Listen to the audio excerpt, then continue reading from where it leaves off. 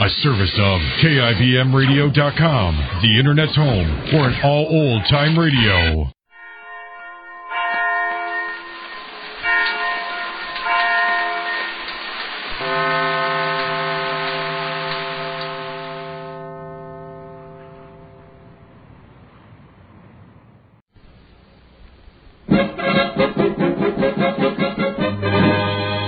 Jerry of the Circus.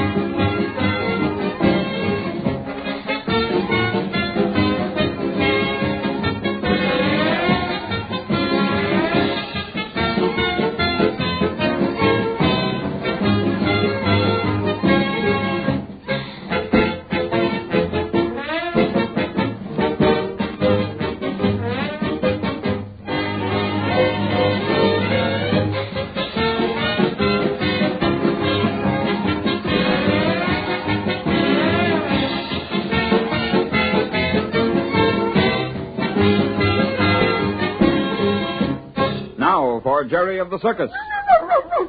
Oh, now hold still there, boy, Rags. You're going to get your combing and brushing whether you want it or not.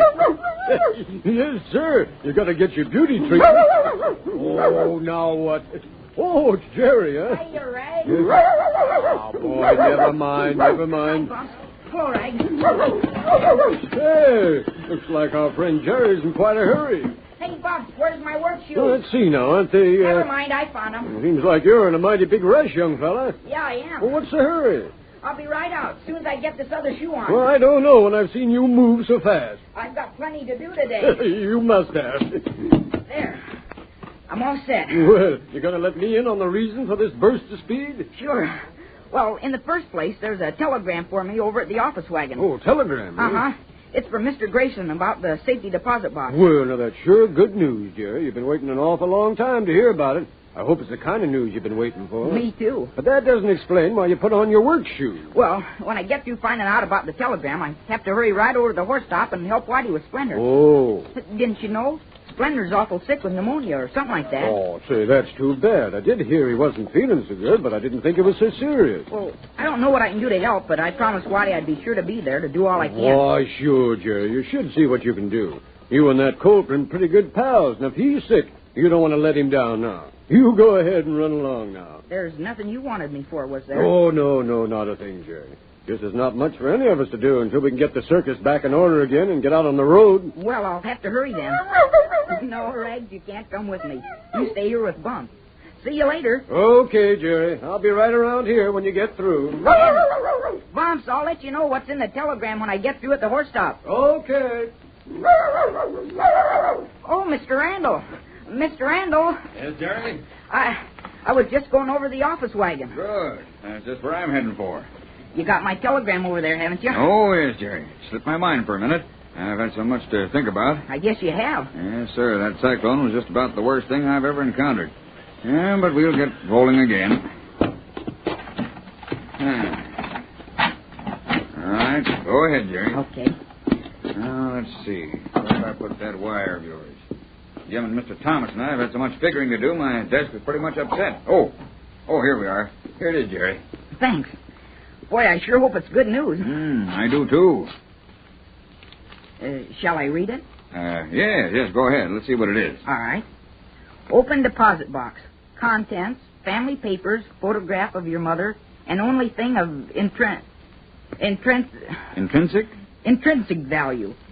Deed to 40 acres of property in Montana in name of Timothy Dugan. Last will is all to you. Am probating will and having property transferred to your name. We'll send particulars and deed by mail later. Richard Grayson. Well, Jerry, that's what you've been waiting so long to hear. Boy, I think that's keen, don't you? Well... The property might have gold on it or even oil. Boy, I'll bet it's worth a lot. Well, let's hope so anyway. It must be real valuable or Dad wouldn't have bought it in the first place. What's the matter? You don't seem very happy about it. Well, Montana's a big state, Jerry, and a great deal of it is just wide open plains. Yeah, but... Oh, don't you think... Oh, it must be valuable. Well, sure, Jerry. The property must have some value. No doubt Mr. Grayson will find out something about it and let you know. Maybe it's got a silver mine on it. Well, you'll find out pretty soon now. At least the suspense of knowing what was in the box is over with. Oh, I couldn't hardly ask for more. No. Just think I own 40 acres of land. That's pretty good, I think. Not bad, Jerry. Not bad at all for a boy like you. And there's a picture of my mother, too. I'm sure glad I'm going to get that. Yeah. Yes, that is nice, Jerry. Well, careful with that wire now. I will. I'm going to put it right here in my pocket. I want to show it to Bumps, after I get through at the horse stop, I mean. Oh, you going to help Whitey out a little? Yeah, Splendor's pretty sick, I guess. Well, I think I'll take a walk over there with you and see just how bad off that little colt is. You ready now? Uh-huh. Yeah? All right, come on, then. Okay. Yeah, I'd hate to have anything happen to Splendor. I've sort of been counting on him for big things. He's got pneumonia, I guess. Yeah, that's what Whitey seems to think. Well, we'll find out what the doctor had to say. I guess Whitey will do all he can. Oh, you bet he will, and he's mighty handy with horses. I've seen him nurse some pretty sick animals back to health. He told me that once in winter quarters he had an awful time with some of the work horses. Yes, I remember that year, but we didn't lose one animal. Whitey runs that winter quarters like a nursery. He sure babies his charges. That's because he loves them. You're right that time, Jerry. Oh, there goes the doctor out of the horse stop now. Mm-hmm. Gee, I sure hope Splendor's better. We'll find out in a minute now. Oh, yeah, there's Whitey just inside the tent. Oh, Whitey. Hello there. Yeah. What did the doctor have to report about Splendor? Poor little colt's not so good, Mr. Randall. He's in a bad way. Well, I'm sorry to hear that. What did the doctor say was the matter with him? And just what I thought. Distemper. Distemper?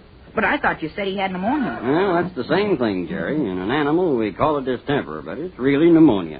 What are you doing for him, Whitey? Well, there's not a whole lot can be done. The doc gave him some medicine, and all we can do is hope he'll pull through. Can we see him? Sure. Come on back. Poor little fella. Look, Mr. Randall. Look at Lady here. She sure looks sad about her little cold. Mm-hmm. She does look like she's grieving. Yeah, that's what she's doing, all right. Hasn't touched her oats since Splendor took sick. Those animals know when something's wrong. Here's Splendor, Mr. Randall. Oh, this is a shame, Whitey. Just look at that poor little colt. He's a sick one, all right. You've got him covered up with enough blankets. Yeah, that's the most important thing we can do for him. You got to keep him warm. Yep, keep him warm and wait. Didn't the doctor have any word of encouragement? No, he didn't. He said the little horse was pretty bad off. However, he did say if Splendor gets through the day, he'll have a 50-50 chance. He's got to get well. He's just got to. I sure hate to lose him. Don't you think it might help if you put Lady down here next to him? Well, now, I don't know. Well, that sounds like a good idea, Jerry. I don't see how it would hurt any, do you, Whitey? No, it wouldn't hurt, and it might do some good at that. Jerry, go get Lady and bring her down here. Okay. What's the truth about Splendor, Whitey? Well, it's just like I said, Mr. Ann. If the little colt pulls through the day, he'll have a 50-50 chance to get well. I thought maybe you might be holding something back on account of Jerry being here. No, that's the story. Come on, Lady. Come on now. Right over here, girl. You're right here by Splendor. You want to see your baby, don't you? Just tie Lady up here, Jerry. Just look at the way she's watching Splendor. Yeah, that's what you wanted, all right. Wanted to be near her colt. There now. How's that, huh? I should have thought of that myself, Jerry. And I've got another idea. Yeah, what's that? Well, you said Splendor had to be warm, didn't you? Why, sure. That's all we can do for him, just keep him good and warm. Well, what's the idea, Jerry? Well, I thought maybe if those blankets were warmed, it might help some. I don't believe I get you, Jerry. Well, it's all right to keep him covered up. But I think it'd be a whole lot better if we kept changing the blankets, always keeping a warm blanket next to him. That way, he'd be good and warm. That's a good idea, but how do you aim to warm the blankets? Well, either over by the forge or, well, we can get a kerosene stove going and heat them that way. I think Jerry scored again. Well, there's a fire in the forge now. Go ahead and take one of those blankets and get it warm. Okay, Whitey. Well, I guess there's not much I can do around here to help, so I better be getting back to business. No, and Jerry and I can do whatever there is to do for this poor little critter. I guess you've got plenty on your mind, let alone worrying about the sick list and the horse top. You bet I have. You think we'll get away tomorrow all right, Mr. Randall? Yes, I think we will, Whitey. The extra canvas I sent for should get into Harper City before we arrive. But we won't be doing a show tomorrow night. No, but if everything goes all right, we'll do a matinee day after tomorrow. You know, to tell the truth, I didn't think we'd get rolling so fast. Well, I didn't either, but we were fortunate in patching up most of the damage right here. That cyclone was bad enough. I guess it could have been worse. You bet. Well, I better get going now. See you later, Whitey. Okay, Mr. Randall. Take it easy, lady. Easy, girl. We're doing all we can for Splendor. Okay, Jerry. Now, get ready to change the blanket while this one is still warm. All right, here we are. Now, when I take this one off, you throw that warm one over him. You ready? Uh-huh. All right, now, quick now. We don't want Splendor to get a chill. There. Now, put those other 2 blankets on, too. Now, better take this one that was next to him and get it warm. Make sure it's good and dry. Poor little Colder's perspiring something fierce. Is that a bad sign? No, it's good, Jerry. He's got to get over this fever. It gets just so high, and then it starts to go down. Oh. The doc says to expect a crisis at any time now. What does that mean, crisis? Well, that means a turning point, Jerry. Splendor will either start to get better and lose his fever, or he'll grow steadily worse. No, sir. He's going to get better. I hope you're right, Jerry. Oh, I think he's getting better already. Well, what makes you think so? Oh, look at him. He's not sneezing so much, and he looks up at Lady now that she's next to him. Yeah, it does seem like he's taking a little interest in his ma. Well, come on, let's get that blanket dried out and warm. Okay. You know, Jerry, there's something to that. I mean, a sick animal taking on new interest when there's another animal near them that they like. Sure, I know that. Well, look at the new one, the alley cat over at the menagerie. Yep, that's an example. The new got well in no time once it took an interest in that cat. Hey, it looks like that fire is dying down in the forest. Yeah, I'll fix that right now. There. How's that for a fire? That's better. I'll hold one end of the blanket, Jerry. All right, here you are. Speaking of strange animal friendships, brought to mind a funny thing that happened when I was a boy back home on the farm. What was that, Whitey? Well, sir, we had an old mule that Dad used to work, and she was a good worker, too. Not stubborn, huh? Not for a long time, but she finally got that way. And let me tell you about it. All right, go ahead. Hey, hold up your end of the blanket. Up higher there so the fire can get out. I'm sorry. Well, this old mule and a goat we had struck up a friendship. A goat? That's a good one. Yep, and it got so the mule wouldn't do a lick of work unless the goat was running along beside her. I'll never forget that. Those two were always together. Even when the mule was working, huh? That's the way it had to be if we expected to get anything done. Well, come on now. That blanket's okay. Let's get back to Splendor. All right. I don't like to leave him alone too long at a time. If you've got anything to do, Whitey, I'll be glad to stay with Splendor and watch him. Well, now, I'll just take you up on that, Jerry. I have got a lot to do, so if you'll keep an eye on that poor little feller, you'll help out a lot. Gee, look at... What, Jerry? Look at Splendor now. He's shivering worse, it seems like. It does look like he got another chill. Jerry, this little colt is plenty sick.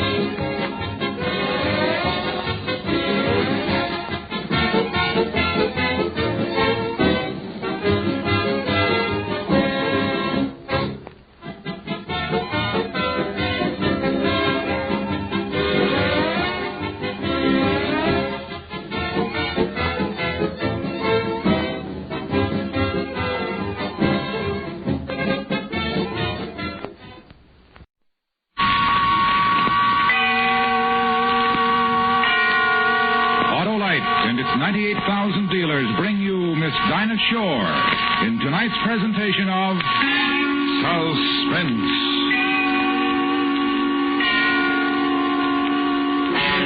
Tonight, Autolite presents the recreation in song and story of an American legend. You're about to hear what happened to Frankie and Johnny, our star, Miss Dinah Shore.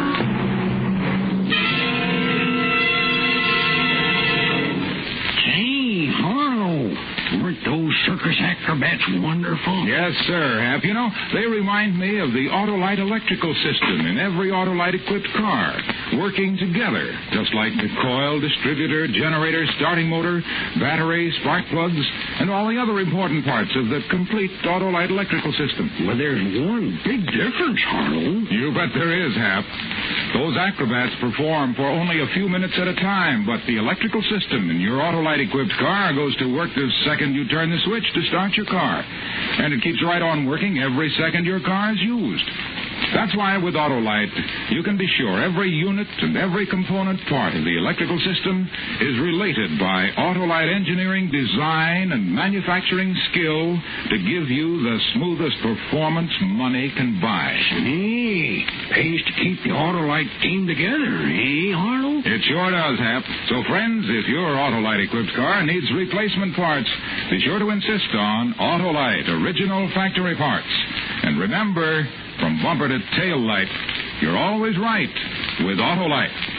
And now, with Frankie and Johnny and the performance of Miss Dinah Shore, Autolite hopes once again to keep you in suspense.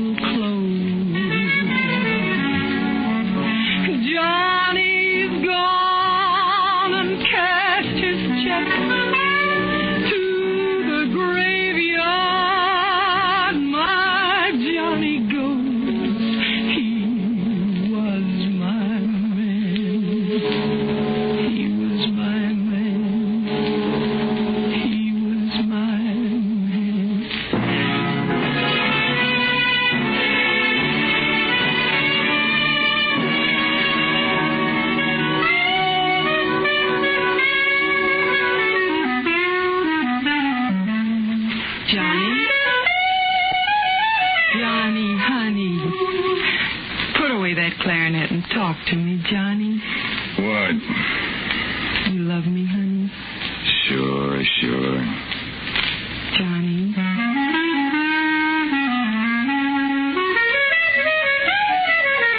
Johnny. What do you want now? Talk to me, baby. That's all I want. All right, come here. That's what you want, isn't it? You're my man, Johnny. That's right, I'm your man. Except sometimes. What are you talking about? Except sometimes, Johnny, when you go away. Where do you go when you go away? Oh, baby. Where do you go, Johnny? Cuckoo's on Basin Street, you know that. They don't serve nothing there. I can't make you, Johnny. What says a back room? Back room, the place to play my music. Place to sit and play. Nobody bothers me and a couple others. You know that, baby, don't you worry. You can play your music someplace else and get money for it. I'll worry about Get that. away from here, Frankie. Take yourself a walk. The whole town of New Orleans, so many places to play your music, and you sit in a back room. You go away from me. I told you something, baby. You don't like it, you can take that long walk to Georgia where you come from. You leaving? No.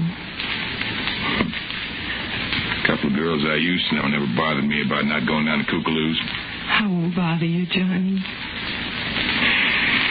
Got any money, Frankie? I got some. I saw me a suit. Walking down Basin Street, I saw me a suit in the store window. I need me that suit, honey. You sure look good in it. What's it cost, Johnny? I mean, a cheap suit?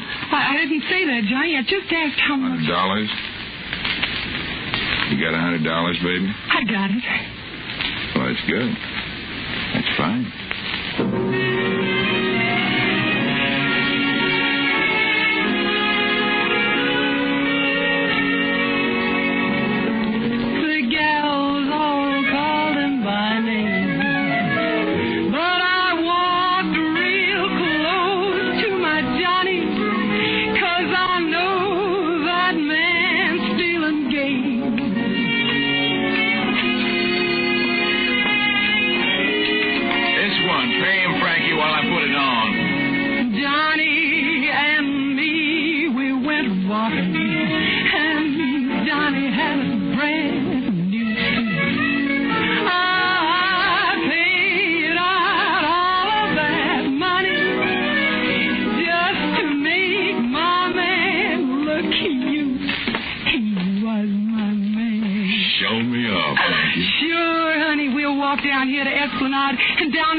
Where the lights are and everybody can see you fine. Hey, lights are right in there, baby. We won't have to walk so much. I kind of like it where the lights are inside, anyhow. Anywhere you want, Johnny. Sure.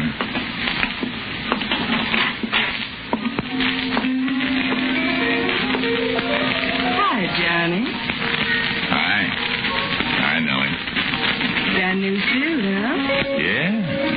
Frankie bought it for me. Fit you good, Johnny. You look real nice.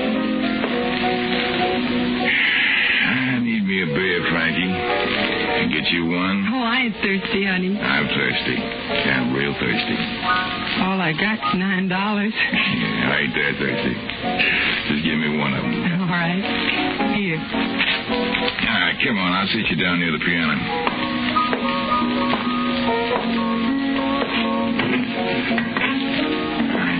You wait here, Frankie. I'll bring me back my beer and sit with you.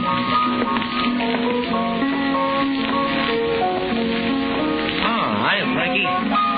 Want me to play you a song? Just do what you're doing, Tiso. I like it. Dreamy like, huh? Yeah, I feel dreamy.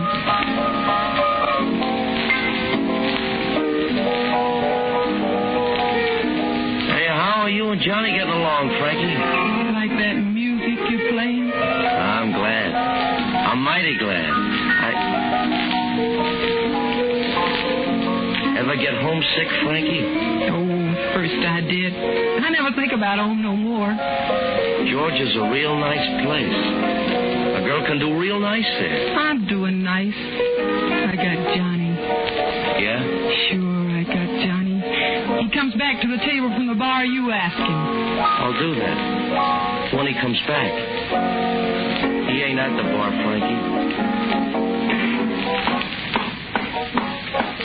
Bartender. Yeah, what you want, man? Where's Johnny? Your name Frankie, ma'am? Yeah. Where's Johnny? He told me to tell you something. He said he had to leave. He said don't wait up for him. He said not to worry. Where'd he go? I don't know. I just don't know.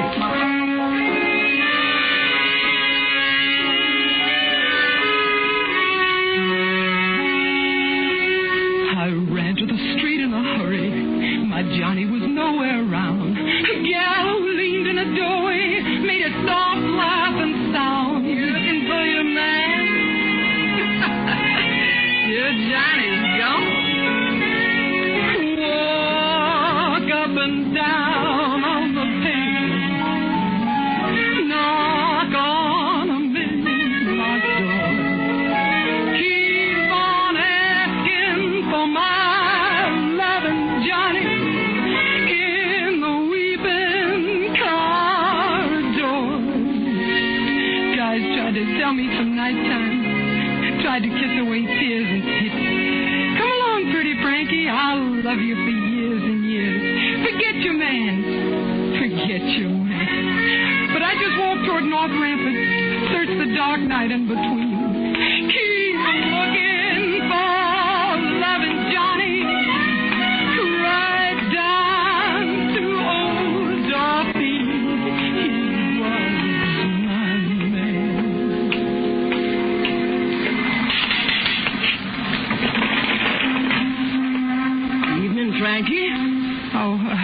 Miss Willie. Pretty evening, ain't it? Haven't noticed. It's a real pretty evening, Frankie. You out strolling all alone? I guess I am. Come on inside. We'll have us a chat. No, I'm going to walk some more. We'll have us some beer. No, thanks, Miss Willie. We'll have us some whiskey, Frankie. I got to walk some more. What are you looking for? It don't matter. I got something to tell you, Frankie. What? I sit here all day long, all night long. I never sleep. I see all sorts of things. People. Things going on. You see Johnny come by here, Miss Willie? He waiting for you. Have you seen him? Oh, he's sure a good-looking boy. Black hair plastered down like that. My, the way he walks. Yeah, you notice the way he walks, huh? People step back and let him come past the way he walks, my Johnny.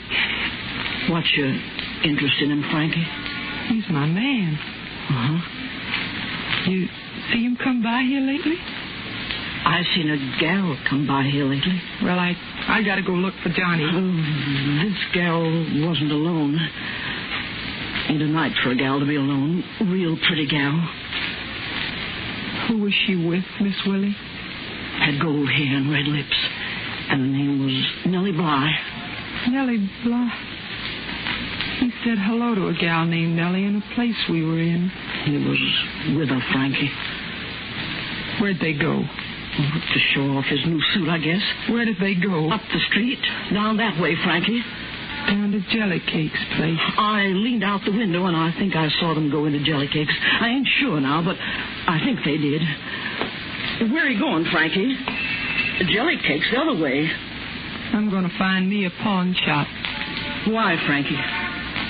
Gotta buy me something. What? Gotta buy me a gun. What are they going to do with the gun, Frankie? I'm going to kill Johnny. I'm going to kill him because he's doing me wrong.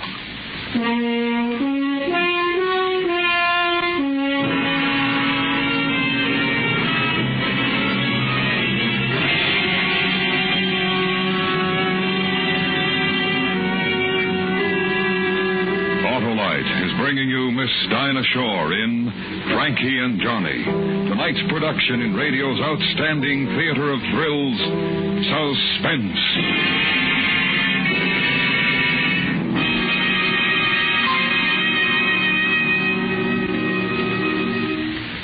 Hey, Harlow. Takes a lot of experience to be an acrobat. And a lot of skill, too, Hap. That's why Autolite electrical systems are such successful performers. They've long been used as original equipment on many leading makes of our finest cars, trucks, and tractors. And every unit and component part is related by Autolite engineering, design, and manufacturing skill that give the finest performance money can buy. And acrobats need to rest, Harlow. Ah, but not the Autolite electrical system. It goes to work the second you turn the switch to start your car and run your engine. Use your lights, horn, radio, heater, or electric windshield wiper. And an acrobat has to be in perfect shape. Same with the electrical system, Hap. So, friends, treat your car to a periodic checkup at your car dealers or authorized Autolite service station. Make sure the electrical system is always in top shape for top performance. You can quickly locate your nearest authorized Autolite service station in the classified section of your telephone book or by calling Western Union by number and asking for Operator 25. And remember, from bumper to tail light, you're always right with Autolite. And now, Autolite brings back to our Hollywood soundstage Miss Dinah Shore in Elliot Lewis's production of Frankie and Johnny. A true story, well calculated to keep you in suspense.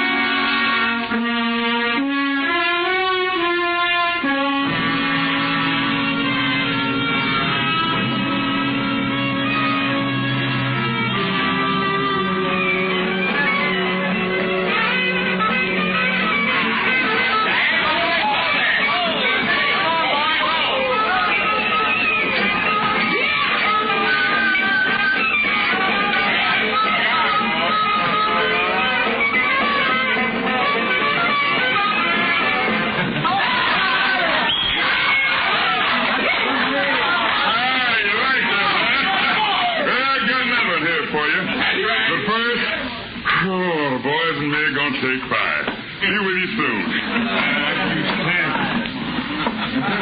Jelly cake? Oh, hiya, Miss Frankie. Can I talk to you a minute, Jelly cake, please? You big. Please sit down. Can I get you something to drink? Has Johnny been in here?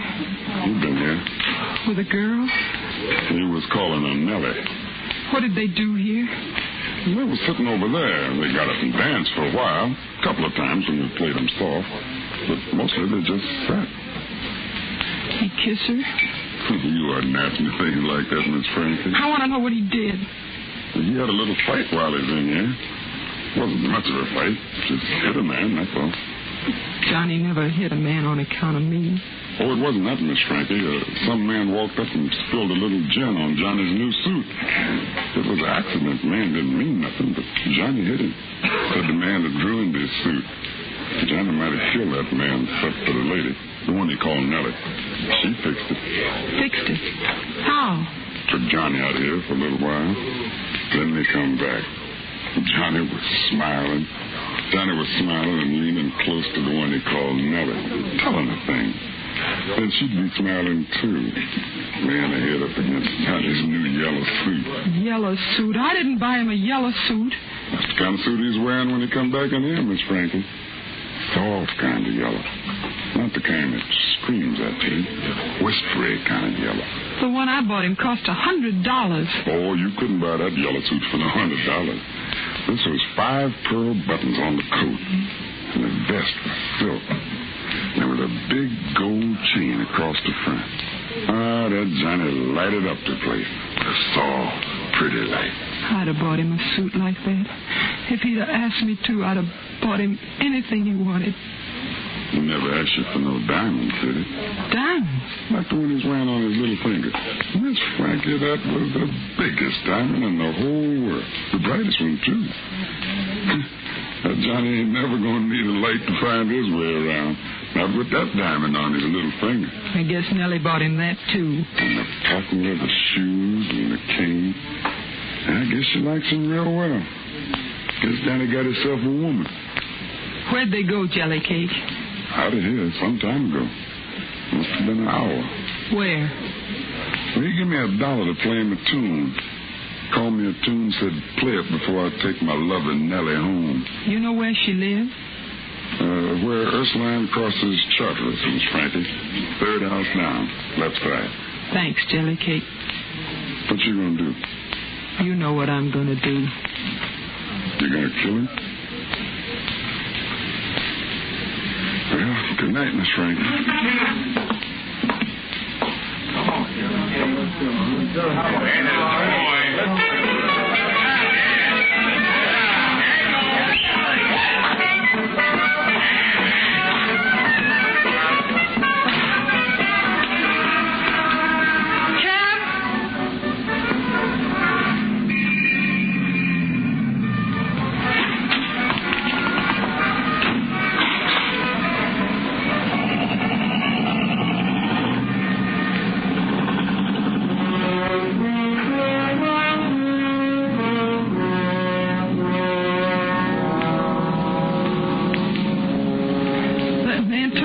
Money.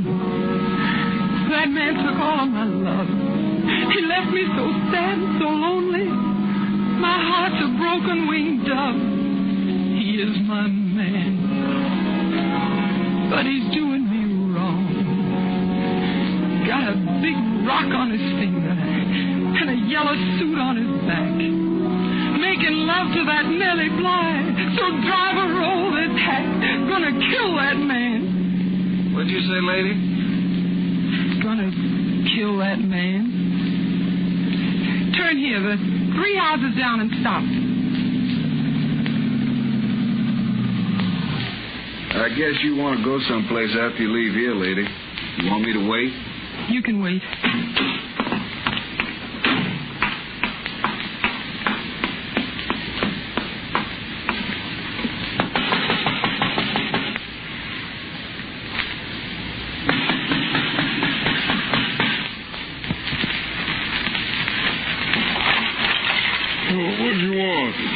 Johnny. I know what you're talking about, lady. Nellie Bly live here?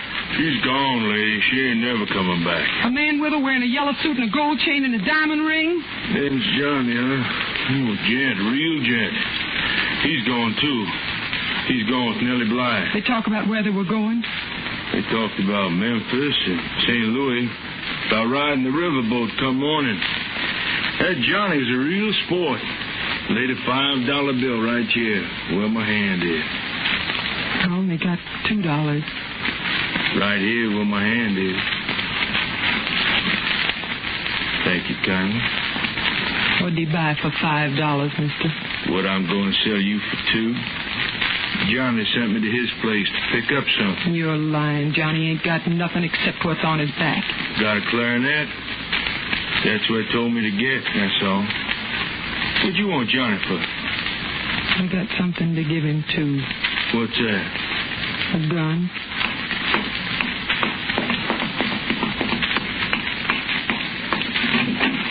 You find him, lady? I know where he is. I know for sure where he is. Is that where we're going? To Kookaloo's. On Basin Street? That's right. Well, I know where that is. Won't take long.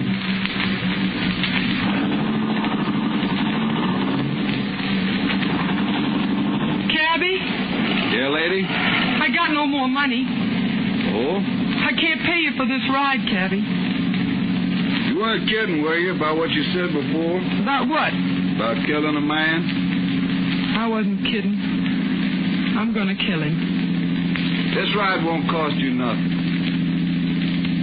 I wish I had me a gal like you. Loved me so much she'd kill. I wouldn't do a gal like that no wrong.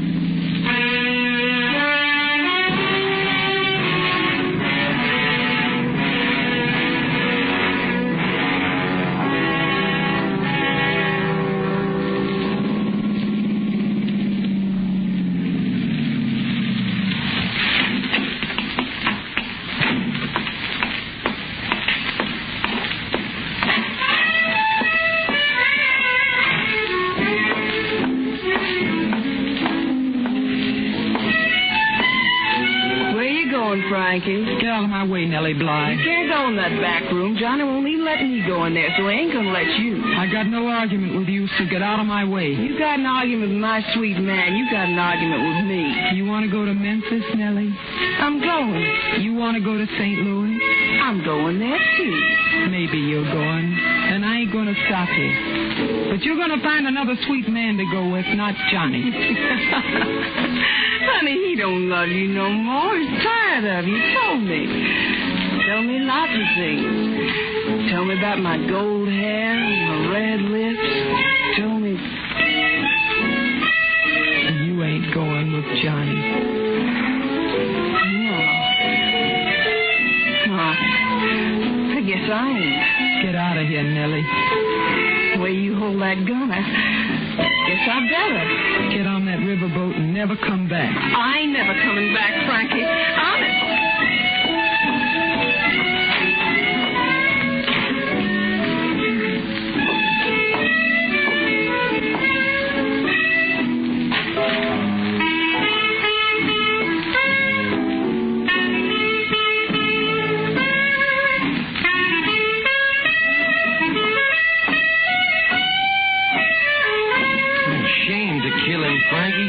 He ain't much of a guy, but Johnny plays a lot of clarinet. Get out, Tito.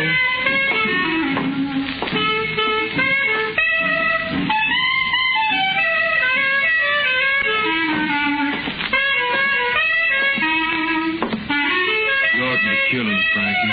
When you leave here, mister, close the door.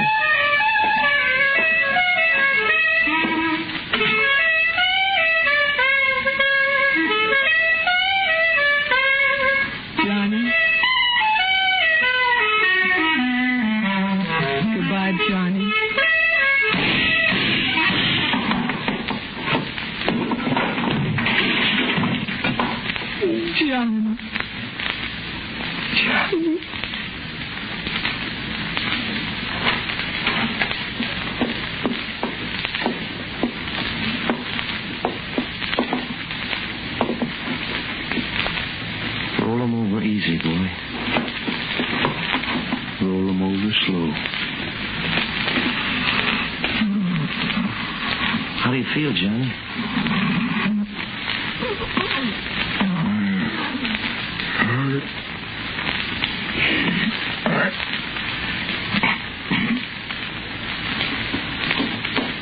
I guess you don't hurt no more, Johnny.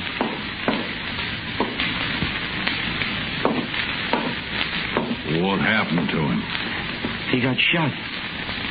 He died. You do it, Frankie? I gotta take you to the jailhouse, Frankie. We better go.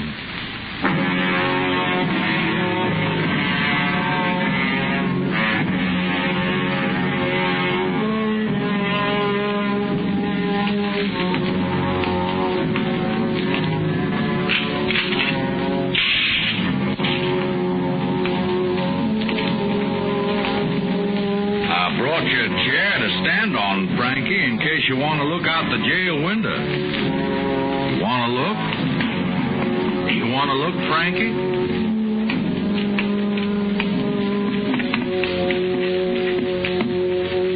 What do you see?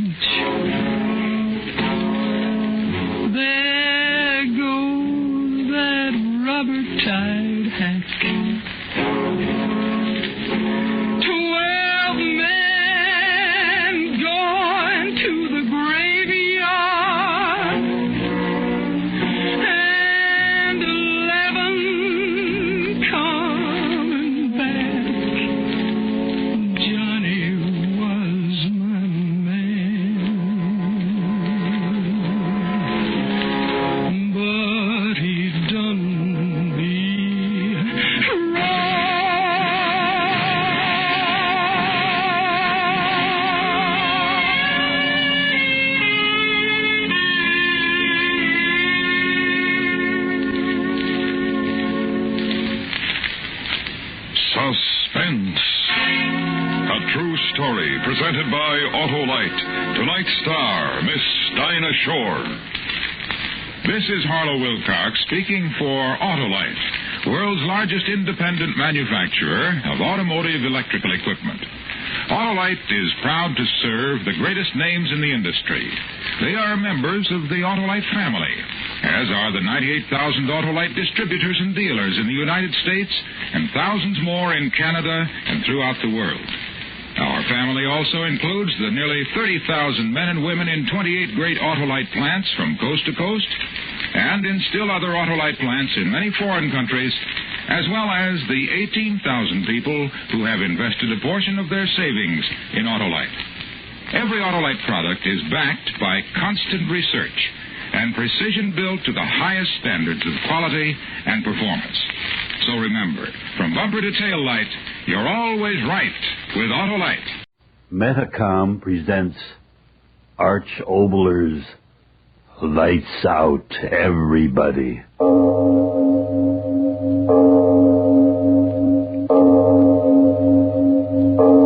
It is later than you think.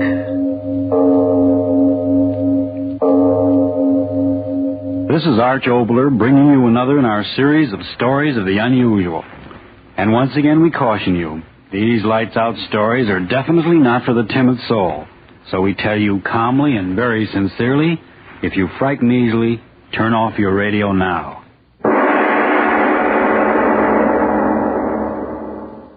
In a world which fills our hours with a multiplicity of little things, it's sometimes good to stand away in imagination and think of the great wonder of life itself, that out of the darkness of space came this great gift of consciousness. Tonight, with my distinguished actor friend Edmund Gwen, I'd like to bring you my play about this infinite wonder.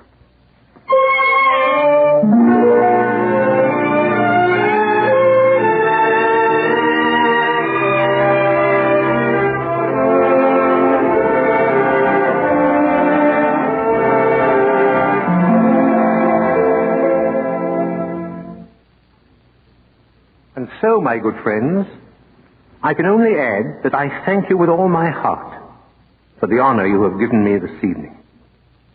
The newspaper men who are here would, of course, like me to make a sensational statement regarding the nature and the effect of cosmic rays. That is understandable.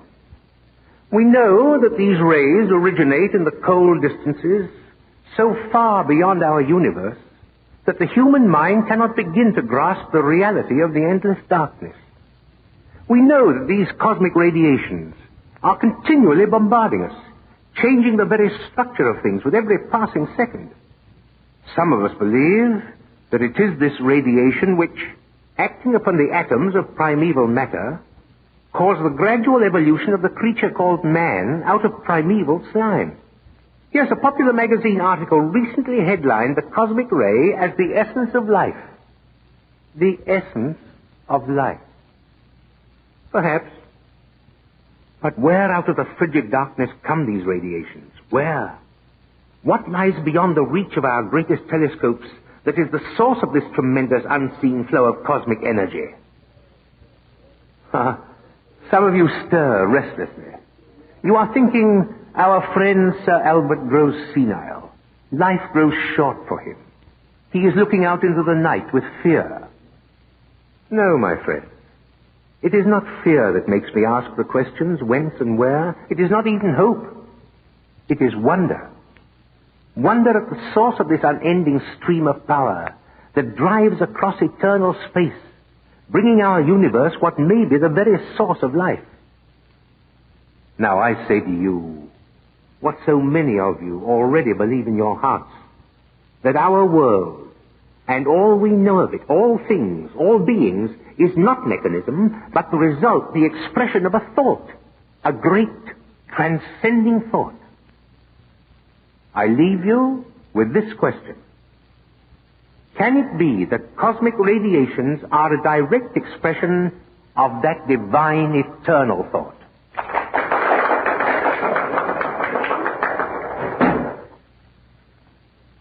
If you'll sit here, Sir Albert. Thank you, Harris. Thank you. May I get you something?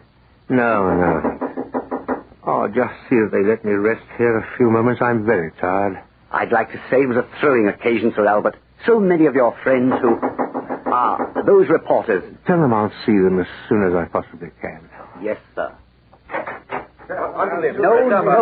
No, I'm sorry, Sir Albert cannot see anyone just now. He's indisposed. Yes, I must see my father. Oh, I beg your pardon, Mrs. Lennox. If you'll step in. Good evening, Mr. Lennox. Good evening, Harris. No, not now. Sir Albert will be out in a moment. Father, dear. Grace? Well, my child. Good evening, Sir Albert. You too, Kurt. It was good of you to come. It was an honor that few son-in-laws enjoy. Oh, Father, we were so thrilled. It's been a wonderful evening. The hall out there, filled with such distinguished people. All of them there to do honor to you. Oh, I was so happy I started to cry, and Kurt got so embarrassed. Father, are you ill? You? No. Just weary. Oh, we'll take you home, sir. No, there's no need for that. Harris here will take care of me. Father, you are ill. Why didn't you let me know? We would have come back to London sooner. How can I convince you? I'm quite all right. But your face, I've never seen it so tired. As if you hadn't slept for days. That's true enough. You haven't been resting? No. But you've never been troubled with insomnia? I haven't slept more than 1 hour a night in the past week. Father, There's no need to be alarmed. Father, what is wrong, please? Please tell us, sir. Yes. Yes, telling you, the two of you closest to me, that would clear my mind, wouldn't it? It started exactly 7 days ago. I can't sleep because of a dream. Dream? Yes, dream. Dream, the same infernal dream, night after night for 7 days. A dream without meaning, a dream from which I awaken and then can't sleep again. Is it something horrible, sir? No, there's no horror in it. And yet, I don't know. All I know is that the recurrence of the dream is beyond endurance. I'll tell you something. A few moments ago, when I was out there on the platform looking down at all those faces, I suddenly had the impulse to ask them about my dream. What? Say to them, you, my colleagues, clever men of science, aren't you? Then answer me this. What of my dream? Father, please come to our place for a fortnight. Oh, yes, do, sir. The fresh air, change of scenery. Yes. The fresh air. Why not? Change of environment may do me good, that's true enough. Yes, I will go with you. I'm glad. The moors are getting so lovely, and we'll walk you around until you're all healthy again. Won't we, Kurt? Right. Don't you want to hear what I dreamt? If you want to tell us. Yes, I do. I want to very much. In the telling of it, there may be understanding. I go to bed, I close my eyes, I sleep. And suddenly I'm dreaming. I'm standing alone on the top of a windswept hill. It's very dark. I know it is cold, and yet I do not feel the cold. The wind sighs around me. I know it is wind, and yet I do not feel the movement of air. I stand there, Albert Camden. I know it is I, yet strangely I am free of body. I stand there in spirit only. Suddenly I look up. The darkness is gone. Thousands of twinkling stars and the icy brightness of the planets. Believe me, I see them all above me. Suddenly, far above me, a star grows brighter and brighter. It rushes down towards me, and I see it isn't a star, but a great thrust of flashing rays. Closer and closer they come to me, they cover me, and in me there is an unbearable yearning to fly up into them, follow the path of them, on and on and on. My whole consciousness tears with the want to go into those flying sparks. I feel torn into a million shreds with the want to go into them, follow them. I must, and then panic. A horrible feeling of panic. I cry out, I awaken. My dream is over, and I cannot sleep. Oh, there, I told you. Father, You, daughter. And you, Kurt, you're young. Perhaps in the freshness of your minds, you can find an answer to this hallucination that comes to me in my sleep. Well, haven't either one of you anything to say? 60 years of research, Father. You've worked harder than any man I've known, and so you're tired. And so you dream. Come with us to the moors. You'll rest, and then you won't dream anymore. Perhaps I want to dream again.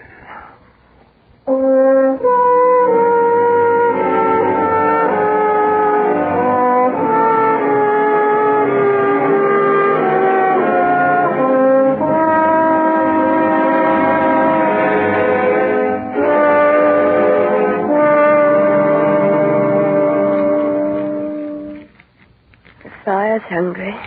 Another log, Kurt? No, I think we'd better be turning in soon.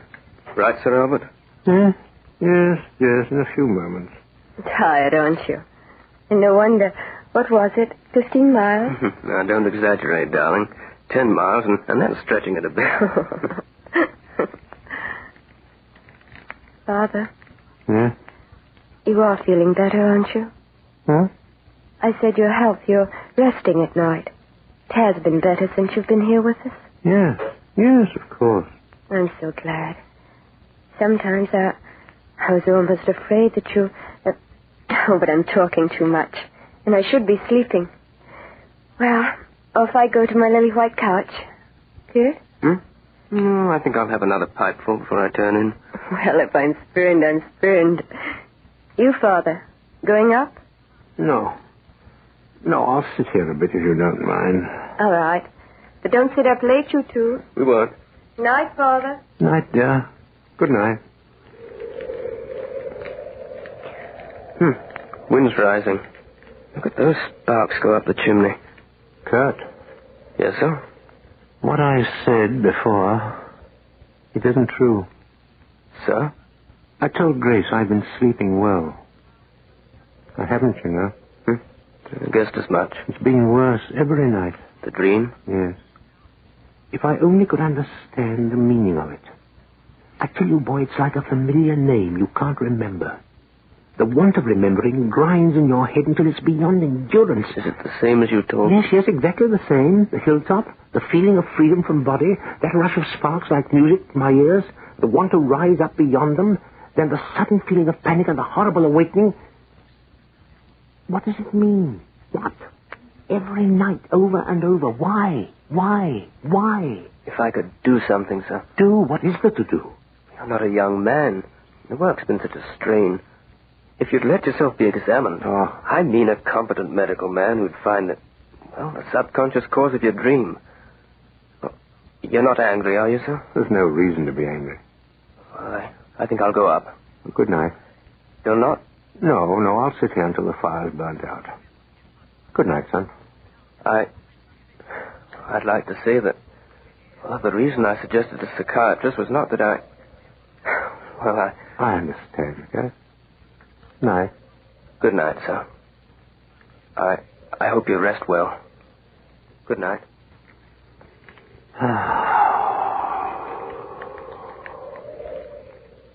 Sparks up the chimney.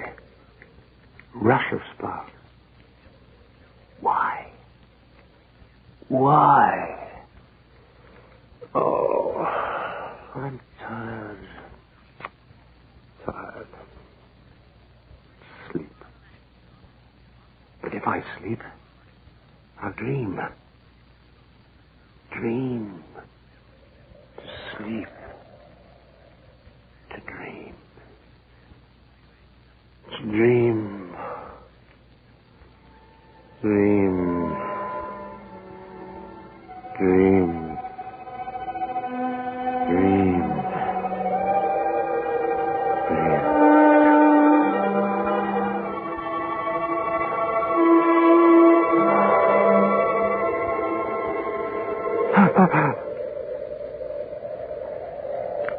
On a hill.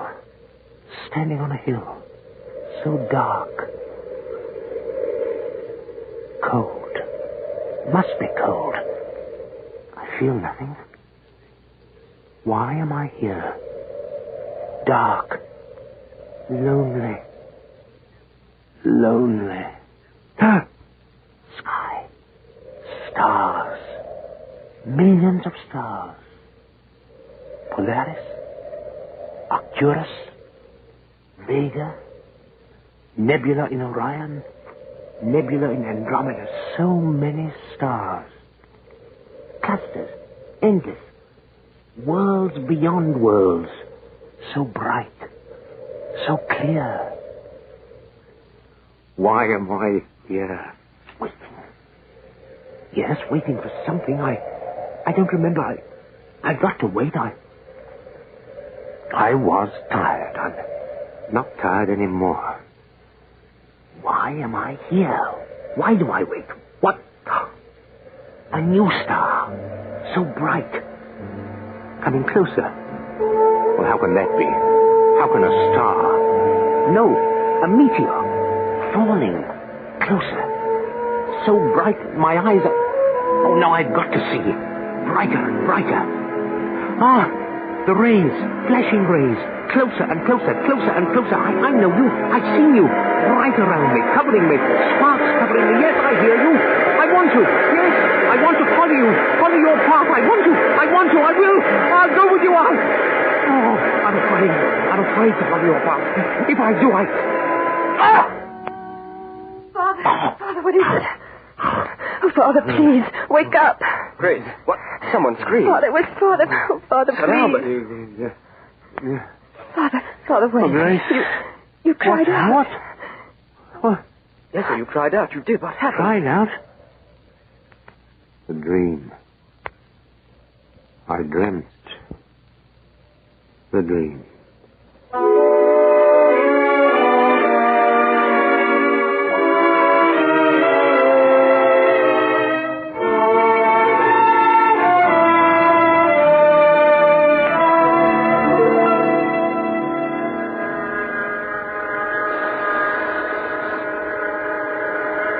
Now, who in creation?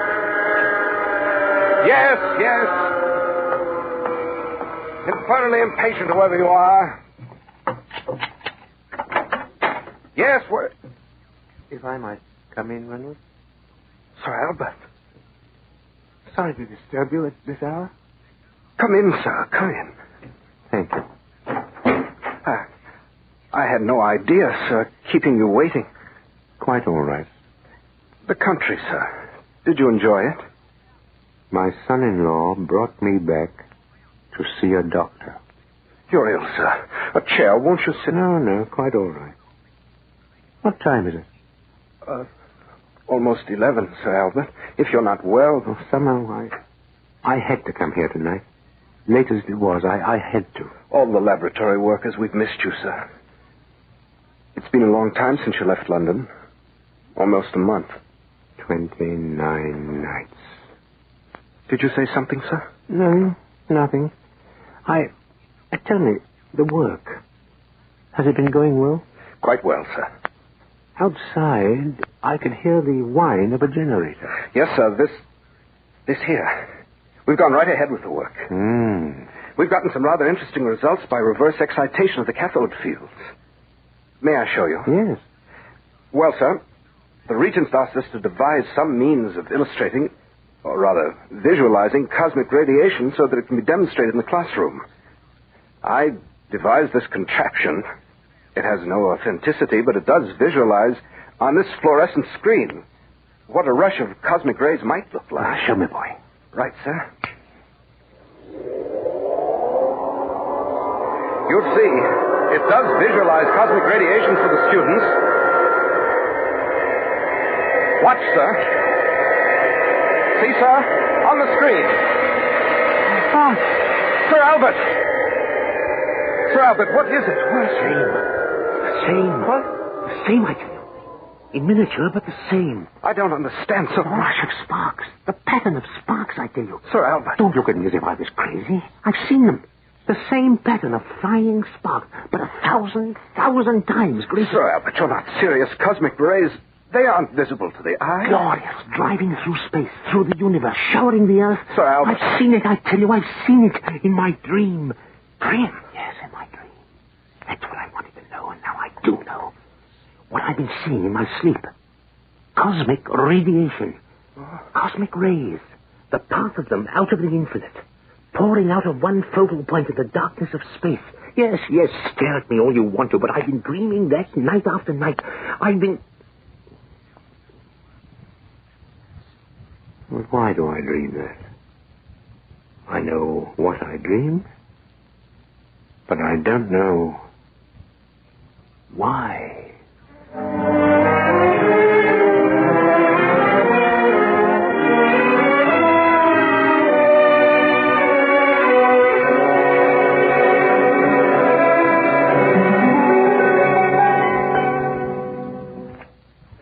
But, Mr. Lennox, if Sir Albert... Now, Harris, there's no need to be so disturbed. But I've been with Sir Albert so many years. His strange behavior... There's nothing strange about it. He apparently walked around the streets until he was exhausted.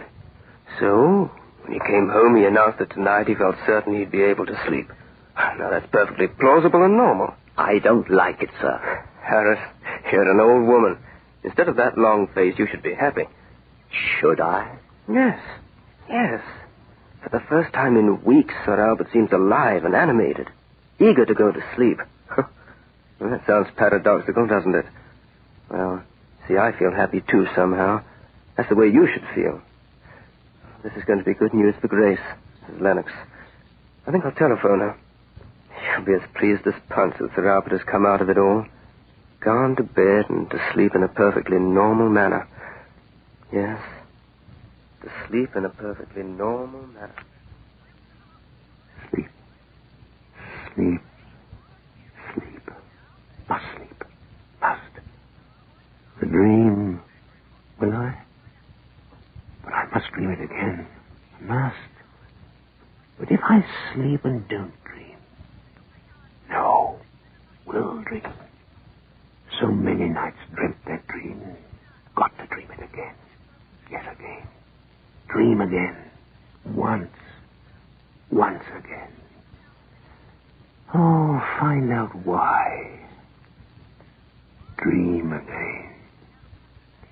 Dream. Why do dream? Why? Why do dream? Dream. Dream. Dream.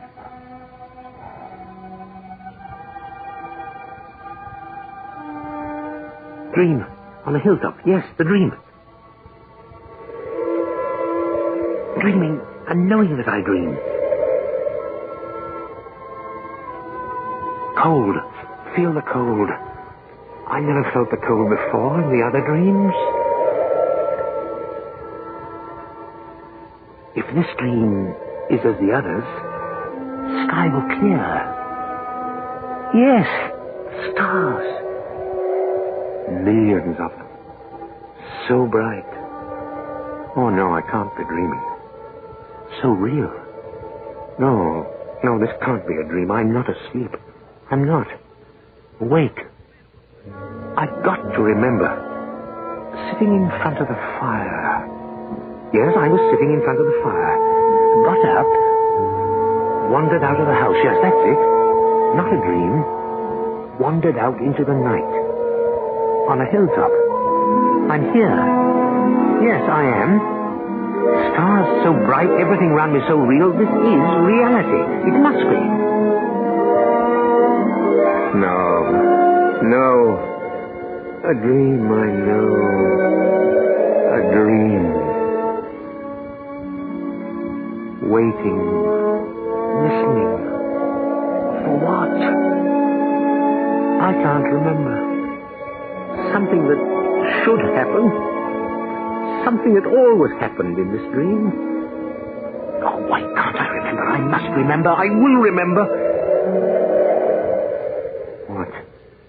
A star? Out there? How bright. Oh, no, it can't be a star. No star could be so bright. A meteor. Yes, a meteor. Rushing at me. Oh, I'm afraid I've got to run. It's rushing at me. Why don't I run? No, I can't. So bright. My eyes are... That sound. The rays. Now I remember. Yes, I remember. Yes, the rays. That's what I was waiting for. Always in the dream, the rays. Coming down at me. Pouring from the sky. I remember. Why should I be afraid? Rays. I know what they are now. No, I'm not afraid. Rays, glorious, coming down, closer. Soon they'll be touching me, covering me. Glorious rays. In my dream, I'm seeing rays of the cosmos. Wonderful rays. Wonderful.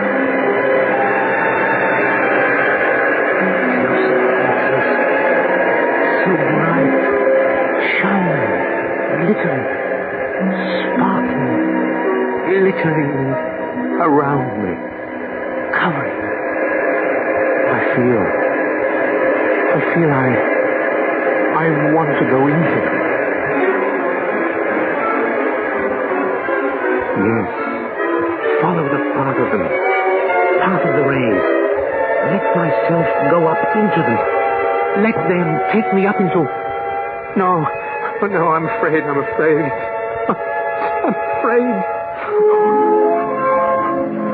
Hey, but I wanted to know. heaven's ways over me, if they are cosmic. Yes, I've wanted to know, always I've wanted to know. In the dream.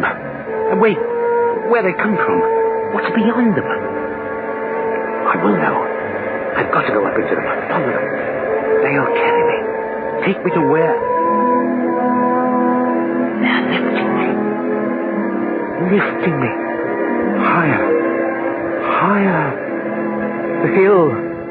Gone. Moving so quickly I can't see. I can't breathe. Anna, stop. I'm afraid. Afraid. Faster. Faster. Stars. Galaxies. Universe. Gone. Faster. Faster. Higher. Higher. Where? Where? Flaring light around me. Where are they taking me?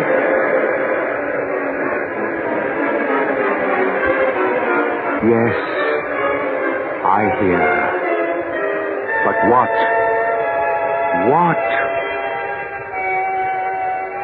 Unending stream of power, driving across eternal space, bringing our universe what may be the very source of life. Yes, I said. Can it be that these cosmic radiations are a direct expression of that divine, eternal thought? Divine, eternal thought?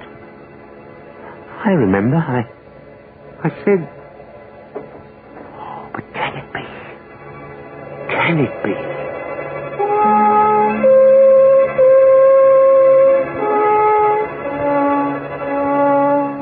Brighter and brighter. My eyes. I see again. What? What? Yes, I was right. It was the truth. The truth.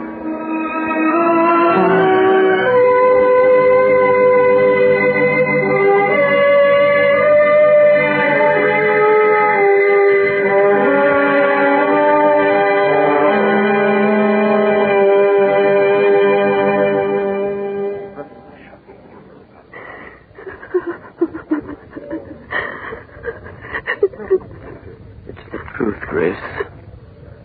Your father died peacefully in his sleep.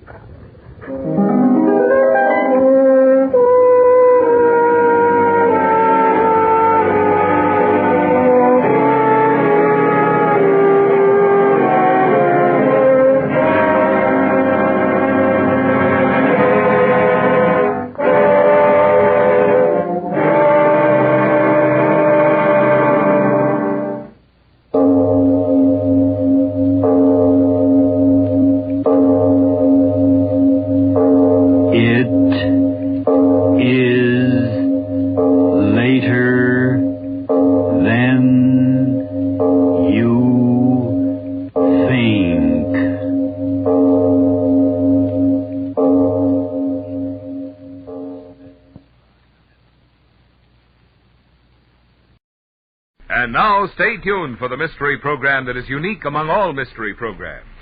Because even when you know who is guilty, you always receive a startling surprise at the final curtain. In the Signal Oil program, The Whistler, transcribed by the Signal Oil Company to enable the entire production staff of The Whistler to spend the Christmas weekend at home with their families.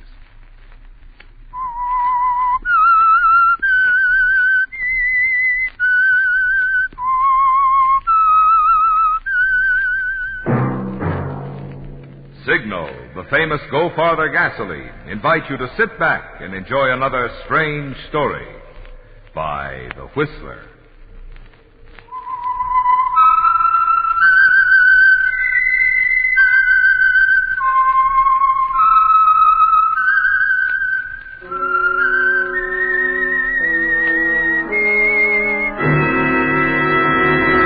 I am the Whistler. And I know many things, for I walk by night. I know many strange tales, hidden in the hearts of men and women who have stepped into the shadows. Yes, I know the nameless terrors of which they dare not speak. And now for the Signal Oil Company, The Whistler's strange story, Christmas Gift.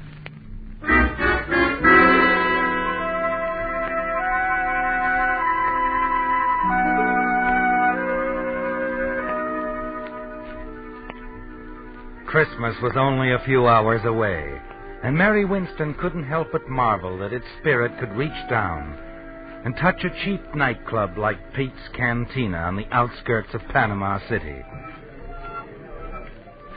Sitting alone at a table, she gazed at her tawdry surroundings. And then from the bar at the far end of the club came the strains of a Christmas melody, a melody which brought back memories of happier Christmas Eves. Yes, the Christmas spirit is undying, isn't it, Mary?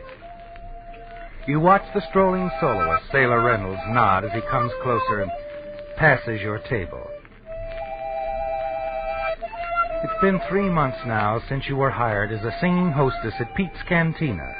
3 months that you've been billed as Candy Porter with no one, not even the proprietor, knowing your real identity, Mary Winston. At long last, as Candy Porter, you seem to be safely away from your past.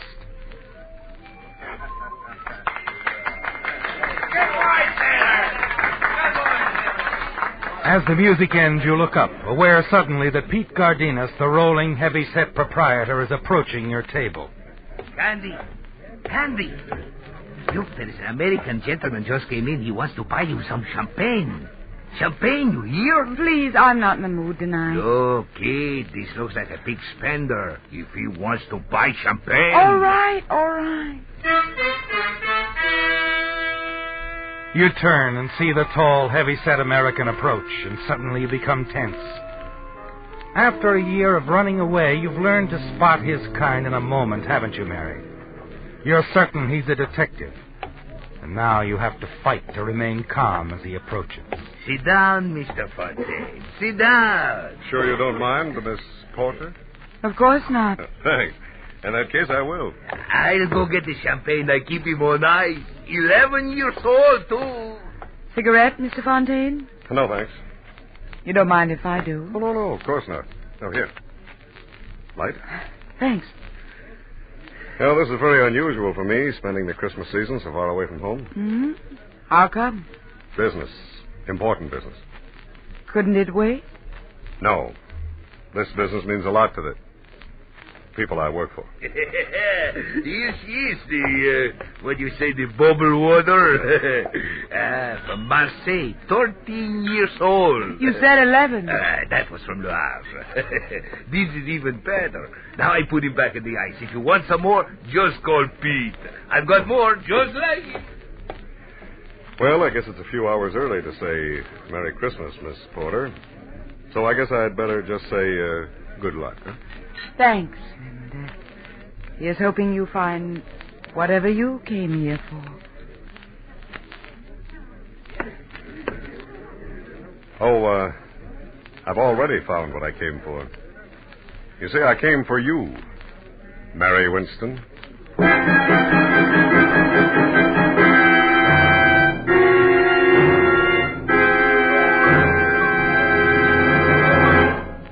Friends, to all of you who have opened your homes to the Whistler, not only throughout the year, but even tonight on this last busy weekend before Christmas, Signal Oil Company has asked me to express their sincere appreciation for this privilege and pleasure. And we of the cast want to add our thank you, too. During the 9 consecutive years that the Whistler has been broadcast by Signal Oil Company, many of us have celebrated Christmas with many of you a number of times. And believe me, we're mighty proud that you consider us a part of your entertainment family. Tonight, on behalf of Signal Oil Company and the independent Signal dealers who serve you in the states of California, Oregon, Washington, Idaho, Nevada, Arizona, and Utah, I want to convey warmest season's greetings. May the many blessings of living in these United States of America enrich your holiday season and the new year.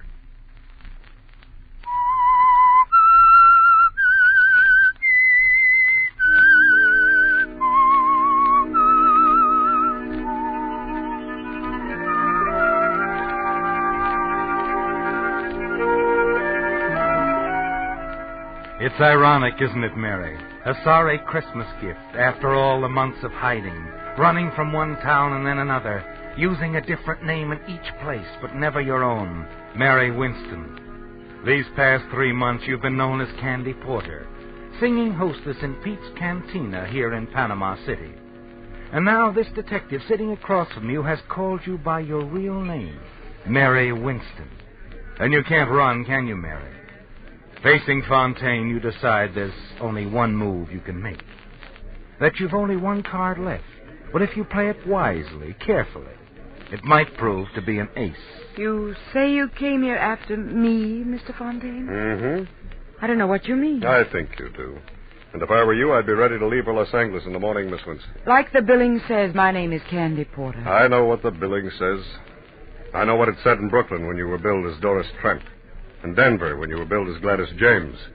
But when you took a powder out of Los Angeles a year ago, you were Mary Winston. You know, it's strange you're mentioning Mary Winston. I was even thinking about her when you came in. A lot of other people have mistaken me for Mary Winston. We could have passed for twin sisters. She was my best friend. I could tell you a lot about her if you feel like listening. Sure. I'll listen. Go ahead and talk if it'll make you feel any better. We can't get away until tomorrow morning anyway. The more you tell now, the less you'll have to tell later. Thanks. You see, Mr. Fontaine, Mary Winston was just a good kid who got a bad break. She was in love with a swell guy, but scared to death of a hoodlum. It's an unusual story, Mr. Fontaine.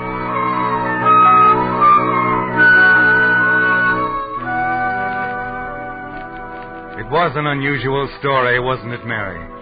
It began a year ago at a Christmas party given by your employers, the Southwestern Manufacturing Company, in the pink room of the swank Wilchester Hotel. And you were the hit of the evening. You sang 3 songs and went over big. Your friends from the office hadn't known of your talent, but they all agreed you were fine, and when the party was over, you were feeling good. So good you decided to drop into the hotel cocktail lounge, make a phone call or two, and have a nightcap by yourself before going home. When you finished your phoning, you walked to a vacant stool at the bar. Scotch and soda. Make mine the same, Bill. Gotcha. I heard you sing tonight. You were terrific. Thanks. What's the matter? Did he stand you up? Who? The guy you were just talking to on the phone. No. I guess he didn't stand you up. Didn't he? He's on his way here right now. Lucky guy. Here you are, folks. Take it out of here, Bill. $1.80 out of 10. Well, now, look here, Mr. Oh, take it easy. It's practically Christmas. What's the harm in my buying you one drink?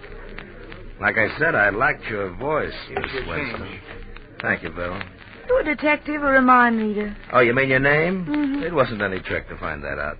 I just asked one of the boys I saw dancing with you. My name's Joe Collins.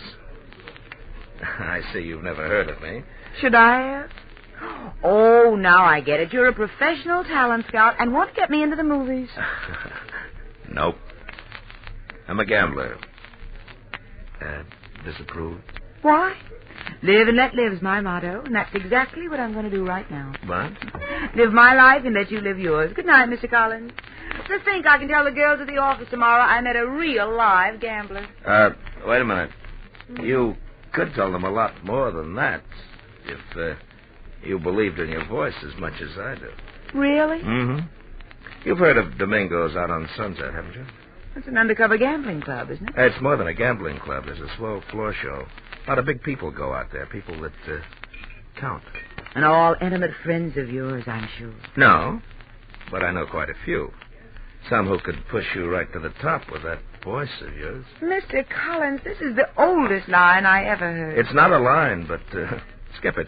Go on home, listen to the radio, eat candy. You can have a terrific time. If you go to Domingo's with me, you can't tell what might happen. You might have to meet a couple of show producers, maybe even sing. So play it safe. Go on home. Maybe dull, but you'll always get to work on time. Is that all you have to say? Yeah, that's all. Except, nighty-night. Wait a minute. Yeah? Could we be back early?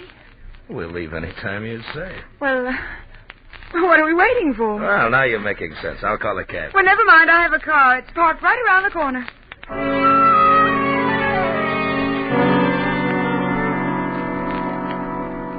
Joe Collins used just the right approach, didn't he, Mary? You realized you were being a fool. But as the hours passed, you told yourself your fears were groundless. Joe treated you with perfect courtesy, introduced you to several people, including the producer of the Full Show. You even sang a number which was well received. Later, you watched the gambling for a while and then proceeded to the Silver Room to enjoy the second-floor show. Afterwards, you had supper in the main dining room and watched the guests dancing. Joe. Then suddenly, you've had enough. Joe, do you mind if we leave now? I said we'd leave any time you said. What hit you, the music? I guess that's it. Another guy? Another guy. My fiancé, Dr. Frank Wilson. What happened to, Dr. Wilson? He's in Korea. Marines? No, Army doctor. It was his car we drove out here in. Oh, that's too bad. We could have had a lot of fun. Well, shall we go? Please.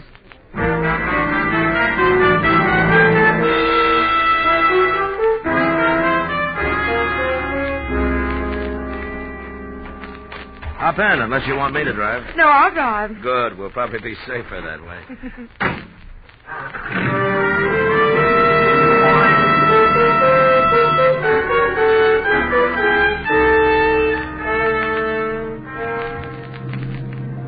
As you drove toward your little apartment on Clinton Avenue, you were glad your reckless little adventure was nearing its end. Everything had been fine so far, but you couldn't throw off a feeling of uneasiness.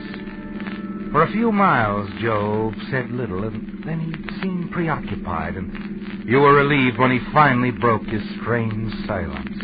Say, Mary, would you mind stopping for a minute at that drive-in? All of a sudden, I got an awful headache. Maybe I can get some aspirin there, huh? I doubt it, but we'll give it a try. You can keep the motor running while I'm gone, huh? I'll only be gone a few seconds. Okay.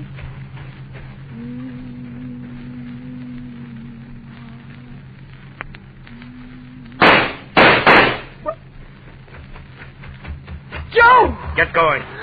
Joe, you shot him! I said get going fast. There's a gun in your ribs, baby. You just saw what happened to one guy that crossed me.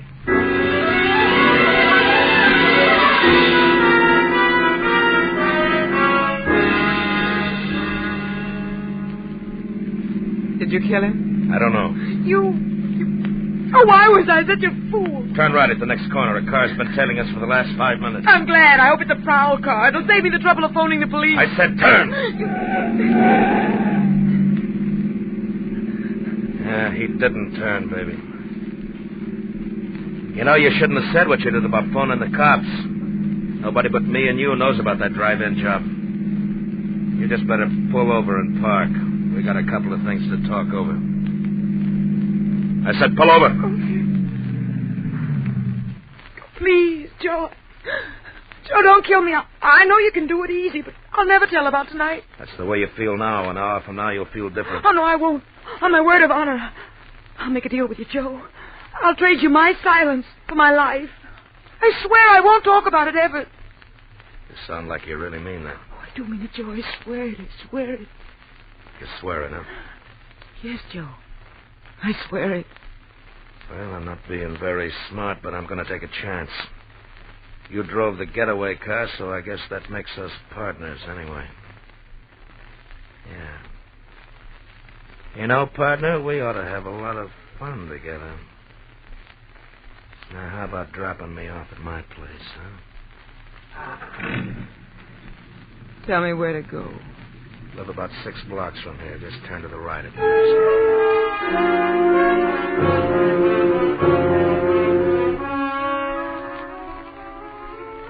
After you dropped Joe and reached your apartment, you were so weak you could hardly stand.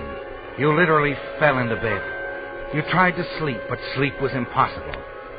Early the following morning, you heard the newsboys shoving the morning paper under your apartment door.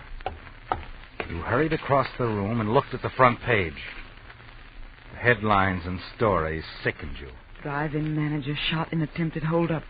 Dies. Unidentified man and woman seen fleeing from scene of crime in dark green 49 model sedan. Pedestrian believes he can identify a car. There it was, Mary. Your situation looked hopeless, didn't it? You felt you must keep your word to Joe Collins, but you knew you must never see him again. Only one avenue seemed open to you. You had to leave town, disappear.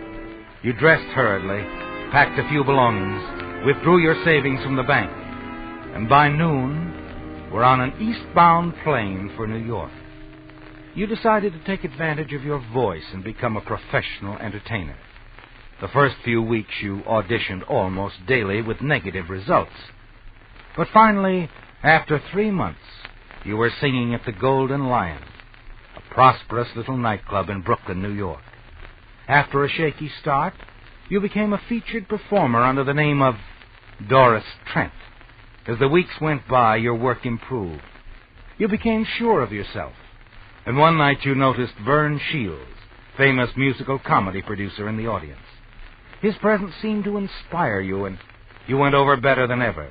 Afterwards, in your dressing room, you wondered what he thought of your voice.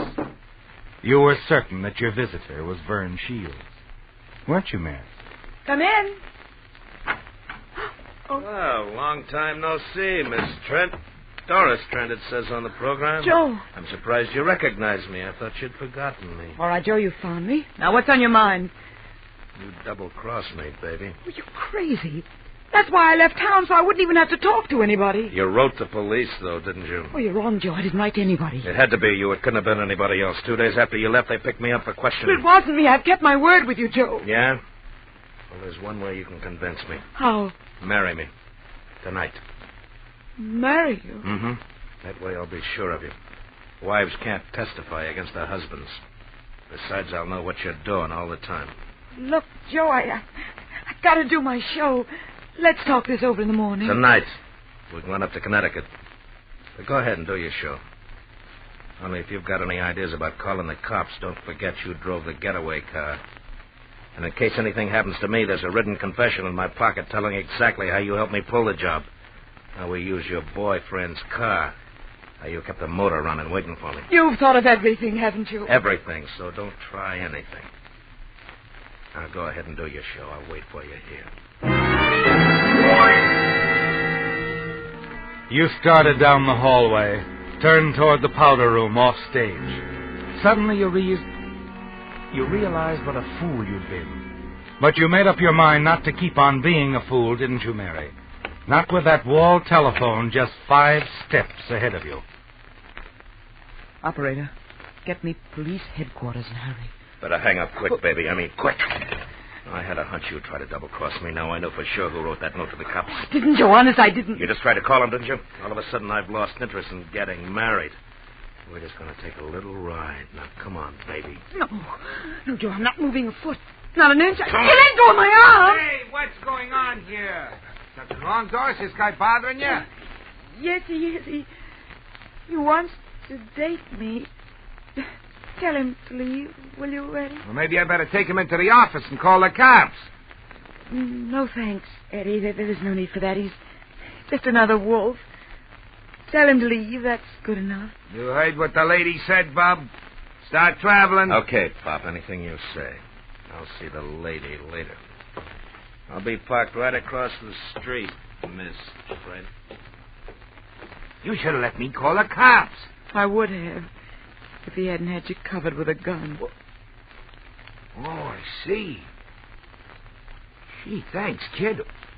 I guess you saved my life. Skip it. Look, Eddie, I gotta get out of town, and fast. After what you just did for me, getting you out of town is a cinch. Grab some clothes while I phone my wife. I'm bringing you home. We'll go out the rear entrance. My car's on a lot next door. Tomorrow I'll call a friend of mine in Denver. He'll put you to work right away.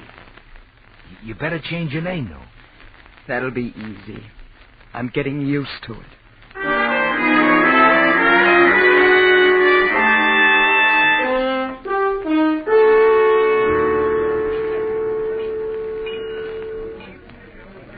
So, Mr. Fontaine, that's where I met Mary Winston. In Denver at the Hi-Hat Club, billed as Gladys James. She was there for quite a while, room with me. Then she left just like that one night, when a waiter told her some guy wanted to interview her for a magazine. She figured it was Joe Collins again. It's the last I ever saw of him. That's the end of the story? That's the end. And Mary Winston told you all this? Well, we were close friends. I'll say you were. You don't believe me, do you? If you were in my position, would you believe a story like that? No, I don't suppose I would.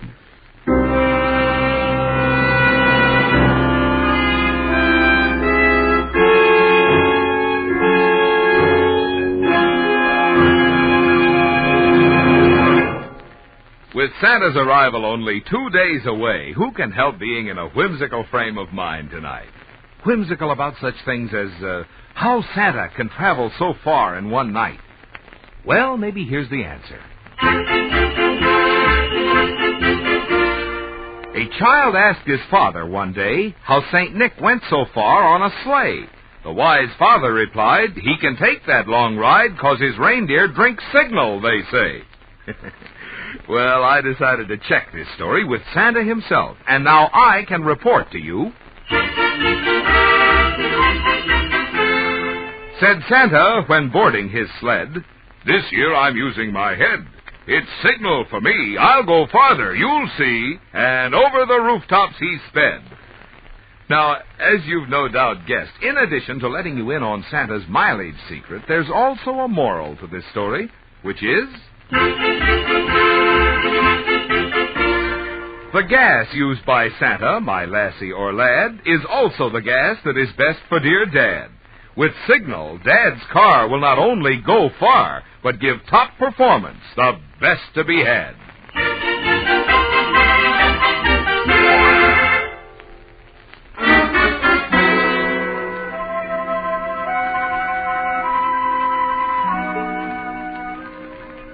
Well, Mary, it looks as though you've lost, doesn't it?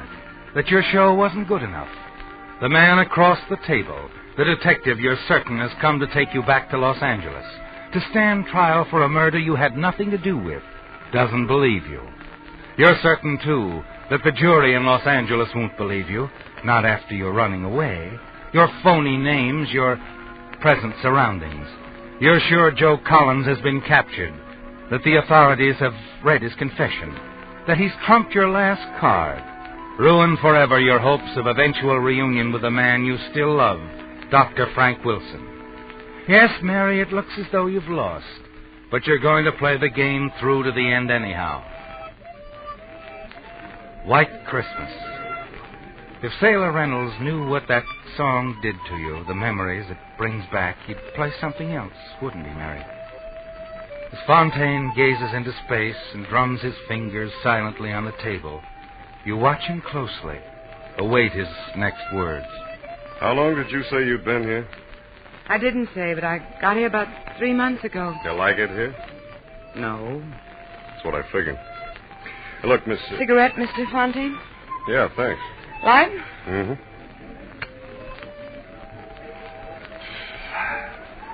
Thanks again, Miss Porter. Did you say Porter? That's what you said your name was, didn't you? That's what the billing says, too, isn't it? You mean you believe me? You sounded straight to me.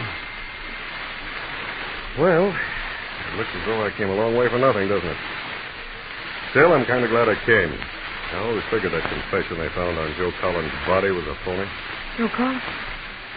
Joe Collins dead? Yeah. The Brooklyn police got him one night about 5 months ago. A woman called the police from a little nightclub, the Golden Lion Club. She hung up before they answered the phone, but the Brooklyn boys decided to investigate anyway. One of them spotted Collins in the car parked across the street. He got trigger happy, and that was that. Joe Collins. Finished. Right. Well, Miss Porter, if you ever run into Mary Winston... I'll tell her all about the Christmas gift I got from a swell detective named Fontaine. No, I'm just a private detective, Miss Porter. But the police gave me the tip that you... Mary Winston might be working here. Oh, then they knew... A man named Wilson hired me for the case. A Dr. Frank Wilson. Frank Wilson? Mm-hmm. Yeah, he's out of the Army now. Still very much in love with Mary Winston. Doesn't care where she's been. Just wants her to come back and marry him. He must be quite a guy. Yeah, he's okay. Now, incidentally, do you think you'll ever see Miss Winston again? Yes, I do. Well, do you think she might come back to Los Angeles sometime and clear things up with the police? Make the doctor happy? I'm sure she will. Someday. You see, a girl like Mary gets to feel a little soiled after working around joints like this. She'll probably want to spend a year or so in cleaner surroundings. Maybe out in the desert. Sort of freshening up before going home. Seeing anyone she cared about. Yeah. From what you said, I expect she would. Well, I might as well be getting along. Merry Christmas, Miss Porter. Happy New Year.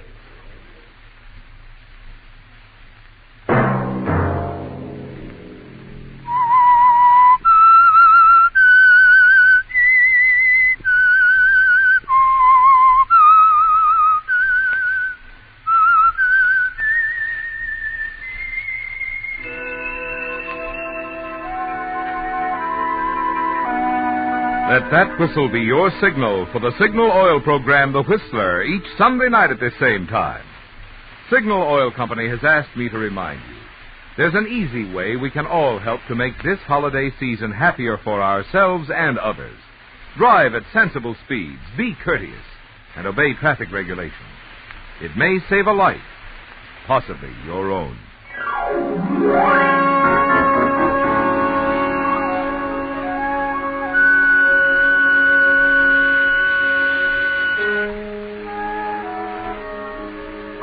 Featured in tonight's story were Bill Foreman as the Whistler, Betty Lou Gerson, Bill Conrad, Bill Boucher, Marvin Miller, and Brett Wood on the harmonica.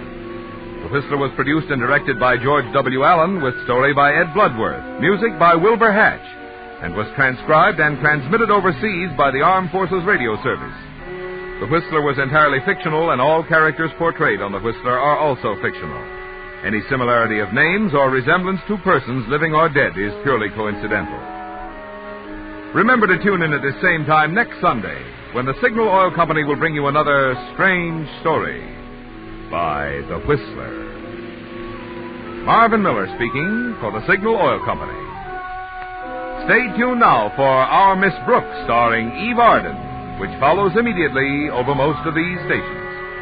This is the CBS Radio Network.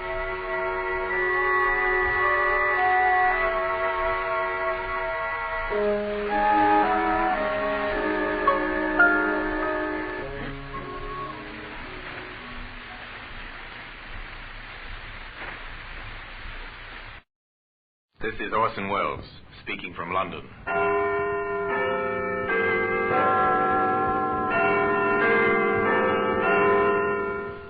Here in the grim stone structure on the Thames, which houses Scotland Yard, is a warehouse of souvenirs, where everyday objects, a candlestick, a china doll, a broom, all are touched by murder. Now take this button, this brass button, the symbol of a barracks parade ground, but this was not found on any parade ground. This is interesting, sir. A brass button. Very interesting, Sergeant. It's from an army uniform.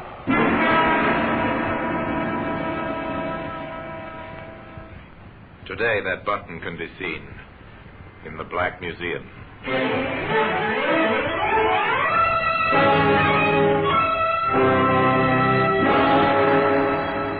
From the annals of the Criminal Investigation Department of the London Police, we bring you the dramatic stories of the crimes recorded by the objects in Scotland Yard's Gallery of Death, the Black Museum. In just a moment, you will hear The Black Museum, starring Orson Welles.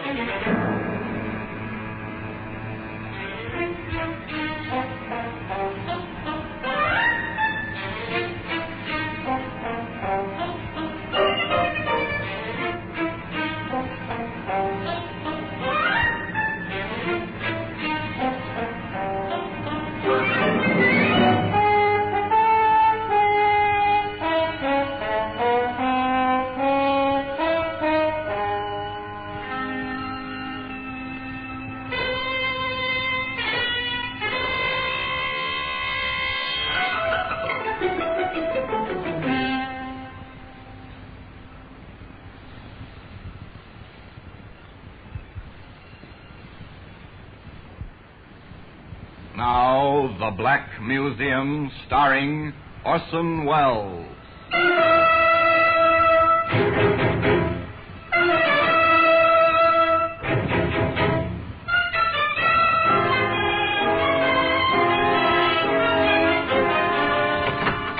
Well, here we are, in the Black Museum.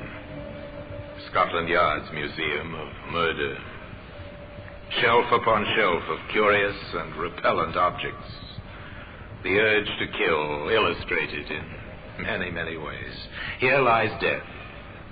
Here in the echoing stillnesses of the long room, one stands and looks at violence, expressed by the exhibits that line the shelves, the tables, and the walls. Repellent they may be, but by reason of their association only, for most of these tokens of murder are very ordinary objects. It's a medicine bottle. The drug it contained was beneficial in small doses. But since a woman was forced to drink the whole contents and died shortly after, the jury called it murder. Here's a kitchen knife. No household is without one, but this knife was not used solely for kitchen tasks. It was found embedded in a man's heart. Now, here we are, the brass button. It is. It's an innocuous, ordinary brass button. This was found near the dead body of a woman. But come back with me to the beginning of this story, to a day some years ago on the common outside the Kentish village of Wayfield. A girl was sitting beneath a tree, busily sketching. She was too engrossed to hear the approach of a young soldier until he spoke. Hello? Oh. Hello? Sorry. Did I frighten you? A little. I didn't hear you coming. Oh, I made enough row. You were so busy with whatever you're doing. What are you doing? Sketching. Can I see? You'll probably laugh. No, I won't. Show me. That's very good. Do you really think so? Well, it's fine. You must be the one they call the Swamp Girl. That's what they call me in the village. Poor, routine, dull people. You don't like routine ways of living, do you? From what I've heard, you're something of a rebel. Am I? You seem to know a lot about me. Oh, I've heard things. What kind of things? About how you live in an old shanty at the edge of the swamp and how you roam the common and sketch and paint. You're well informed. Well, people talk about you sometimes. I was interested. And so you came down to see for yourself. Oh, what's the matter? Couldn't you find a girl in town? Don't say that. I wanted to meet you. To talk to you. And now that you have, will you please go away and let me work? Oh, you can work any time. I'll go away soon. If you're nice to me. Go now. I've no intention of being nice to you, whatever you may think. Come on. Get away. When you found out so much about me, you might have also found out that I'm not interested in men. Least of all, soldiers. That's not very kind. Come here. No. Go away. Come here. No. No, please, please don't hurt me. No, please. No!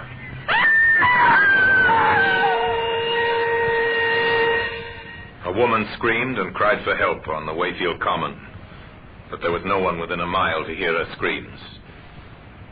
2 days later, in the post office at Wayfield, a letter was returned by the postmistress.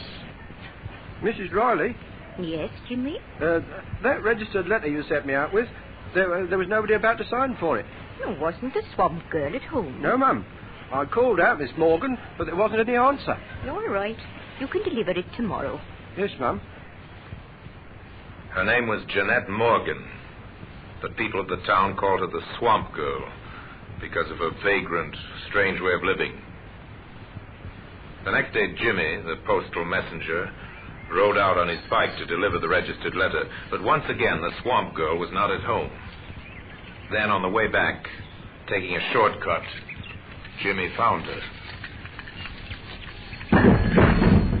Miss Morgan! Jimmy saw only her legs at first protruding from a bush, which had been meant to hide her. At first he thought she was asleep. But he didn't think so for long. She's dead. I've got to get the police.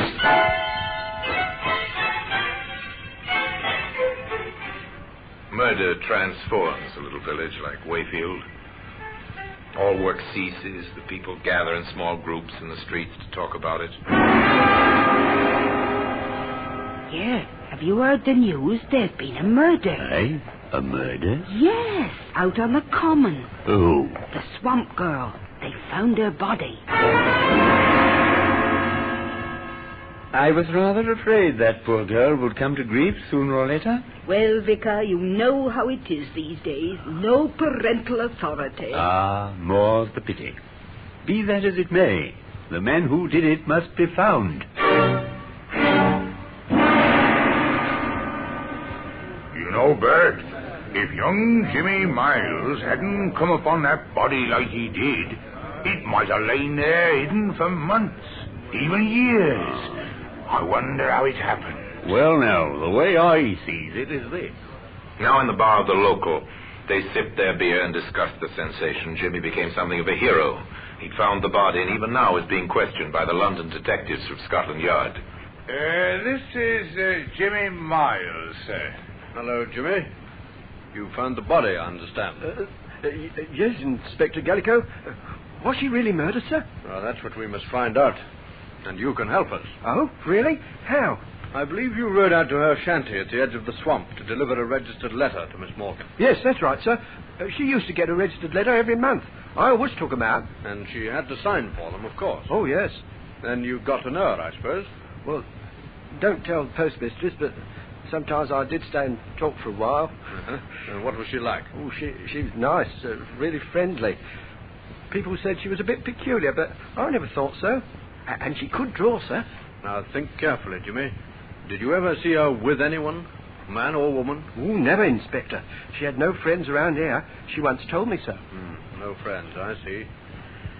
Now, about this registered letter, was that the first time you had taken it out? Oh, no, sir. I went out the previous day, on Monday, but she wasn't there. Did you call out? Yes, and I went round the common to the places where she used to go and sketch. I knew most of them. And she wasn't anywhere about? No, nowhere at all.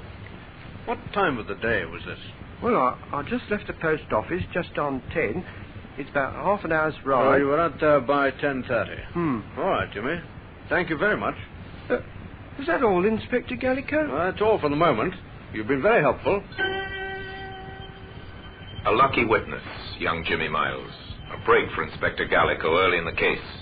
For with the evidence of the police surgeon, certain facts could be established. What's your verdict on the post-mortem, Doctor? Well, the cause of death didn't give us any trouble, Inspector. She was strangled. What about the time of death? That's not so easy. I'd say she died 48 hours ago, at least. Wait a minute. That means before noon on Monday.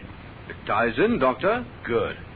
But at what time before noon, I would not care to predict. The contents of the stomach indicate she'd had breakfast. Then sometime between breakfast and noon she met her death. And she was nowhere about 10:30 when the postal boy brought her letter. What about that letter, Sergeant? I have it here, sir. Who is it from? It's from Mrs. Morgan of Tunbridge Wells, her mother. Money, I suppose. £10, sir. And a plea to come home and live a normal life. Poor Mrs. Morgan. Her daughter couldn't even die a normal death. The pattern of the crime begins to make itself clear. The victim's identity is known. The approximate time and the cause of death is known. Now the hunt will begin for the killer. Here is a police message. The body of a woman named Jeanette Morgan has been discovered on Wayfield Common. Evidence suggests that she met her death by strangulation sometime before noon on October the 19th. Any person who was in the vicinity of Wayfield Common on that day, or can give any information, should communicate with the nearest police station in order to assist in the search for the murderer. And in this, the police will be aided by a brass button. That same brass button that today can be found in the Black Museum. In just a moment, we will continue with The Black Museum, starring Orson Welles.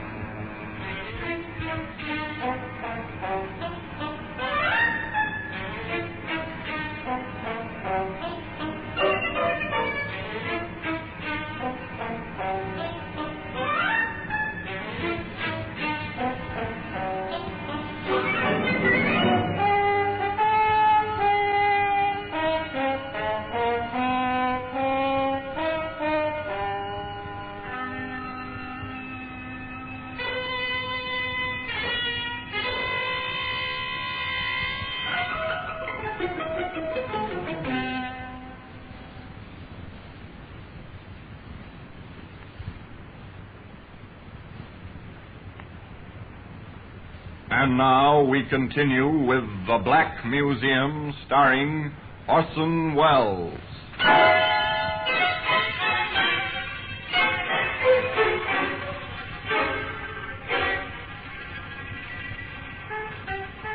To a small cottage in Tunbridge Wells now go the detectives from Scotland Yard. To a house with the blinds drawn, where a thin, bitter woman answers their questions in a strangely lifeless voice. Yes, I knew. I knew it was Jeanette when I saw the newspapers. Why didn't you get in touch with us, Mom? Oh, I knew you'd get in touch with me if you wanted me. Besides, what business is it of mine?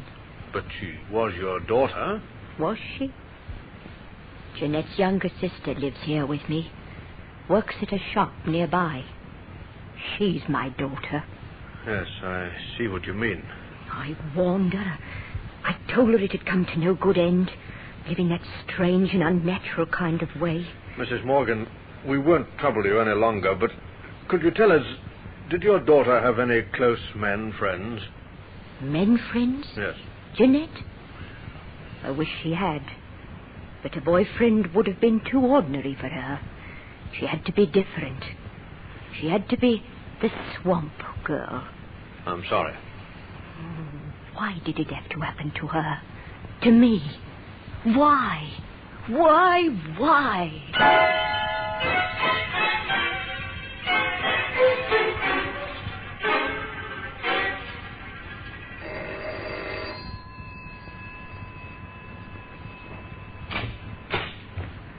Good evening. Good evening, Vicar. I'm from the police.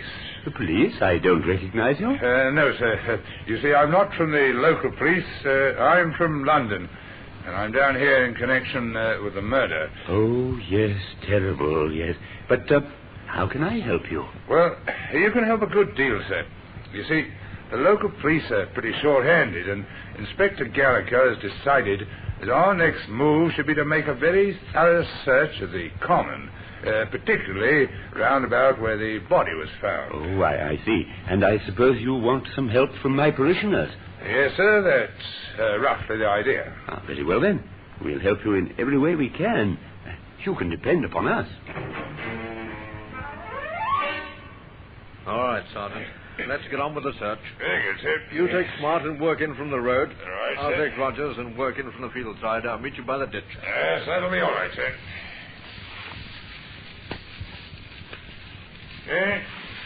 Here's a sketch, sir. It's a pencil drawing of that view across there, I'd say, sir.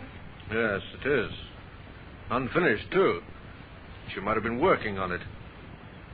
What else have you got there?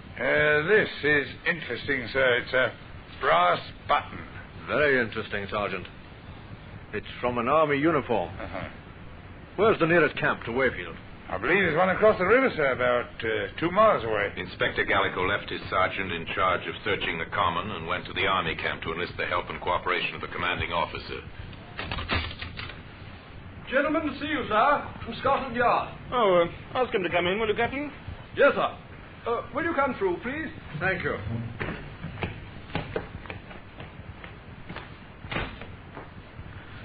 Major Curtis, I'm Inspector Gallico from Scotland Yard. How do you do, Inspector? Sit down, won't you? Oh, now, how can I help you, Inspector? I'm here to investigate the murder of Jeanette Morgan. Oh, the Swamp Girl mystery. Yes. Yes, tragic business. Major, not far from where the body was left, we found this... An army button. That's why I'm here. I see. Well, I'd be glad to assist in any way I can, but permit me to hope that it wasn't any one of my men. How many men are there in camp here, Major? Well, at the present time, our unit's strength is 120. We're an engineer section, as you may know. 120 men, huh? Mm-hmm. I wondered if any of them has a button missing from his tunic. Well, if you wish, I'll order an immediate inspection. Not yet, sir. You can assist me in another way first. Oh? How, Inspector? Well, I want a list of all those absent from camp on Monday morning. Oh, that should be easy. There's no leave on any week morning. If anyone was away from camp, it must have been for a special reason. Anyone at all, between the hours of 7 in the morning and 1 o'clock. Well, the adjutant can help us there. I'll get him to make out a list of all those away from camp on Monday morning immediately. The commanding officer was away a short time, and on his return he brought with him a piece of paper containing a list of names. He gave it to the London detective.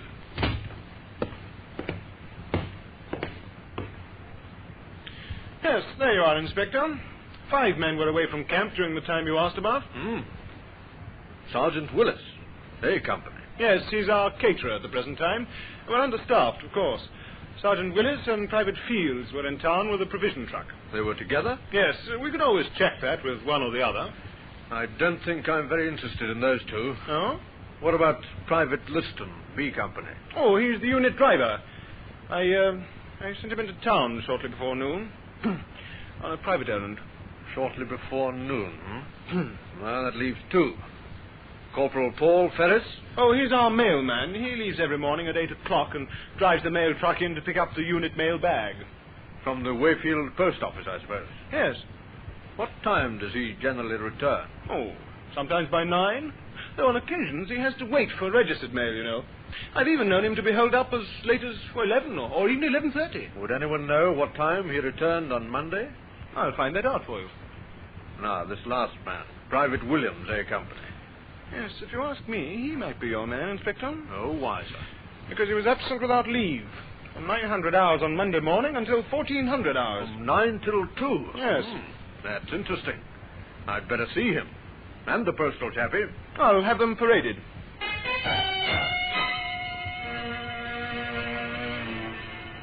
Corporal Ferris, Private Williams, this is Inspector Gallico from Scotland Yard. He has some questions to ask you both. Thank you, sir. Corporal Ferris, we'll take you first. Yes, Inspector.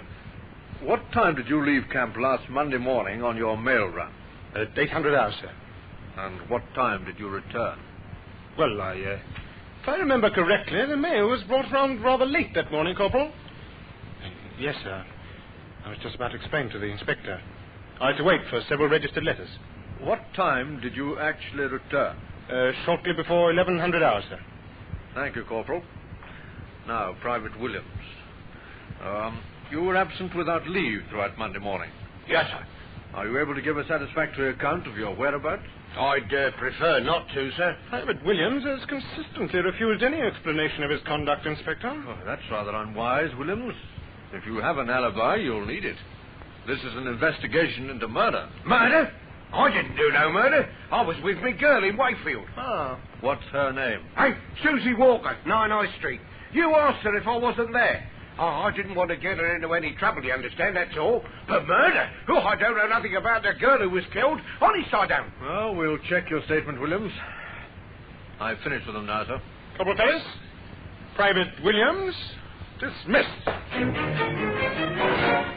Inspector Gallico drove into Wayfield to number 9 High Street. Oh, no. Susie wasn't out with him that day. I remember it distinctly. She went over to see her girlfriend at Kendry. Well, you can ask her yourself.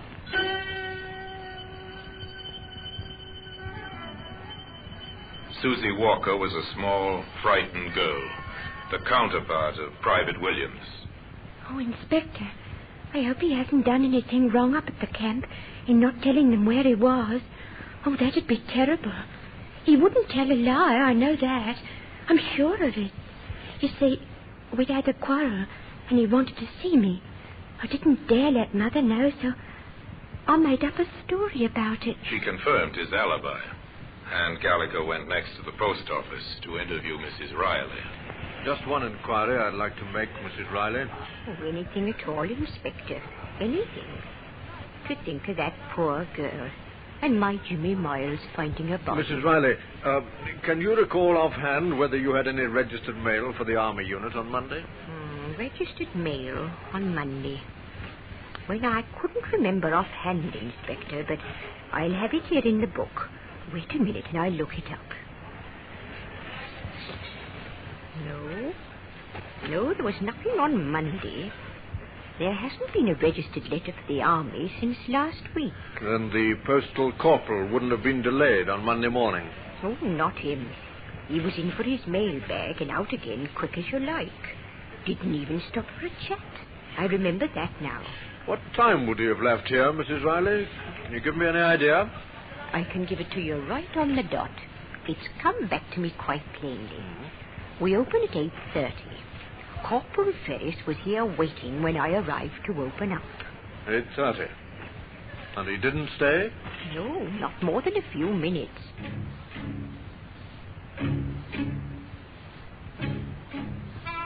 The inspector picked up Sergeant Worthington, and together they drove back to the Army camp.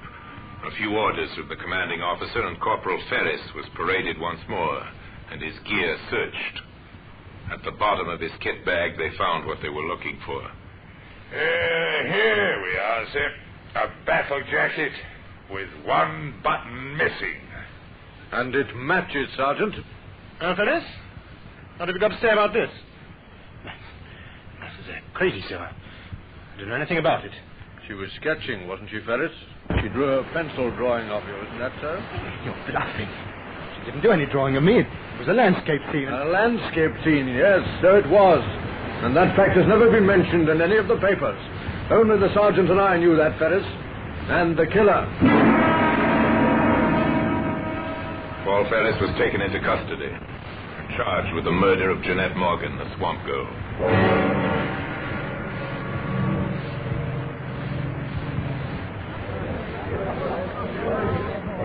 Silence in court! Ladies and gentlemen of the jury, you have heard the facts in this case as related by the witnesses which have been called, both by the defense and the prosecution. The prisoner stands before you accused of the crime of murder, a particularly brutal murder. A murder without motive. But lack of motive is not necessarily a defense. It is for you to decide whether the facts which you have learnt during this case, not only the words spoken by the witnesses, but the mute testimony of the material objects placed before you, justify your verdict, which must be beyond all reasonable doubt.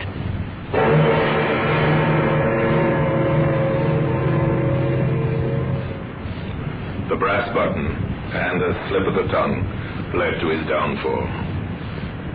Today, that brass button occupies a place of honor in the Black Museum.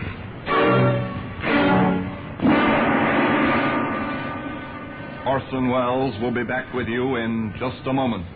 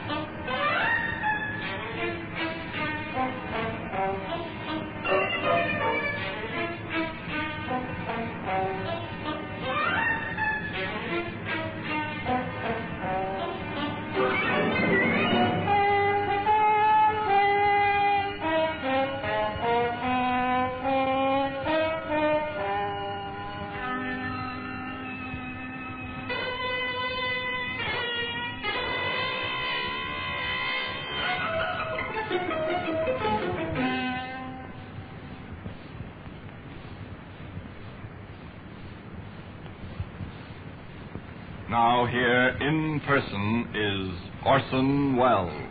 The picture was completed when the tracks of a vehicle were found some 50 yards away from the scene of the crime. The tracks were identified as those of the mail truck, of which the driver had been Corporal Paul Ferris. The defense did their utmost to prove insanity, but the jury were in little doubt that the man was sane, and that his advances repulsed, he'd strangled the swamp girl to death. They took 17 minutes to find him guilty, and the brass button which had led to his arrest was Exhibit A on the courtroom table, from where at the end of the trial and the pronouncement of the inevitable death sentence, it was taken to its present resting place in the Black Museum. And now, until we meet next time in the same place, and I tell you another story about the Black Museum, I remain, as always, obediently yours.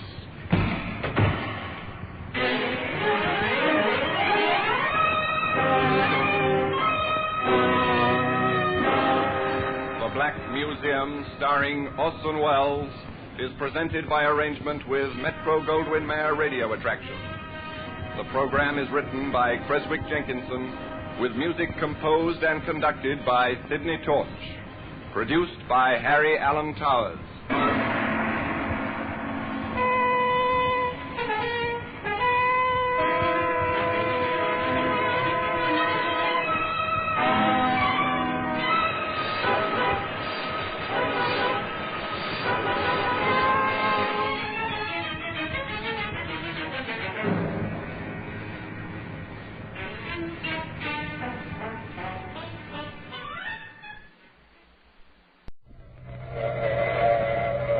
Transcribed.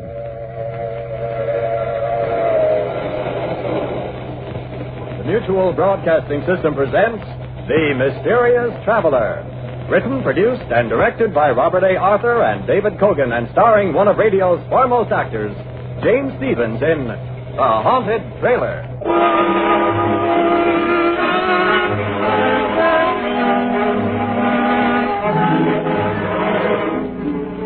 This is the Mysterious Traveler, inviting you to join me on another journey into the realm of the strange and the terrifying. I hope you will enjoy the trip, that it will thrill you a little and chill you a little. So settle back, get a good grip on your nerves, and be comfortable, if you can, as we take a little cross-country trip in The Haunted Trailer.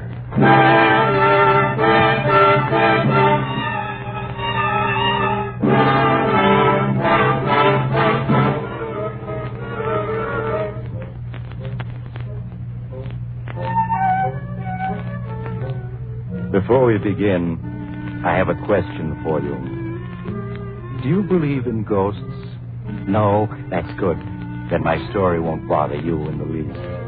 So let me introduce Melvin McGraw, as nice a young man as you'll ever meet, in this world or the next.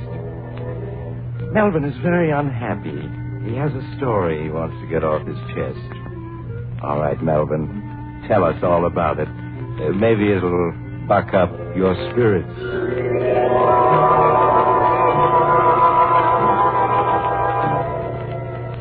Spirits. Don't mention that word to me. What I could tell you about spirits. In fact, I'm going to. You are now listening to a desperate man. And yet, just 2 months ago, I was sitting on top of the world. I was heading for California in my coupe, pulling a brand new trailer. In California, I had a girl waiting for me. Her name was Louise, and we were going to be married.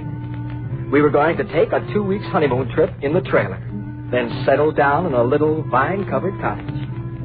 But I haven't the heart to go into details. Just say that as I drove through the Catskills, I was happier than a lark.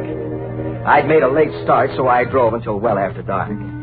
Then I found myself on an empty stretch of road in the mountains with a bad storm coming up.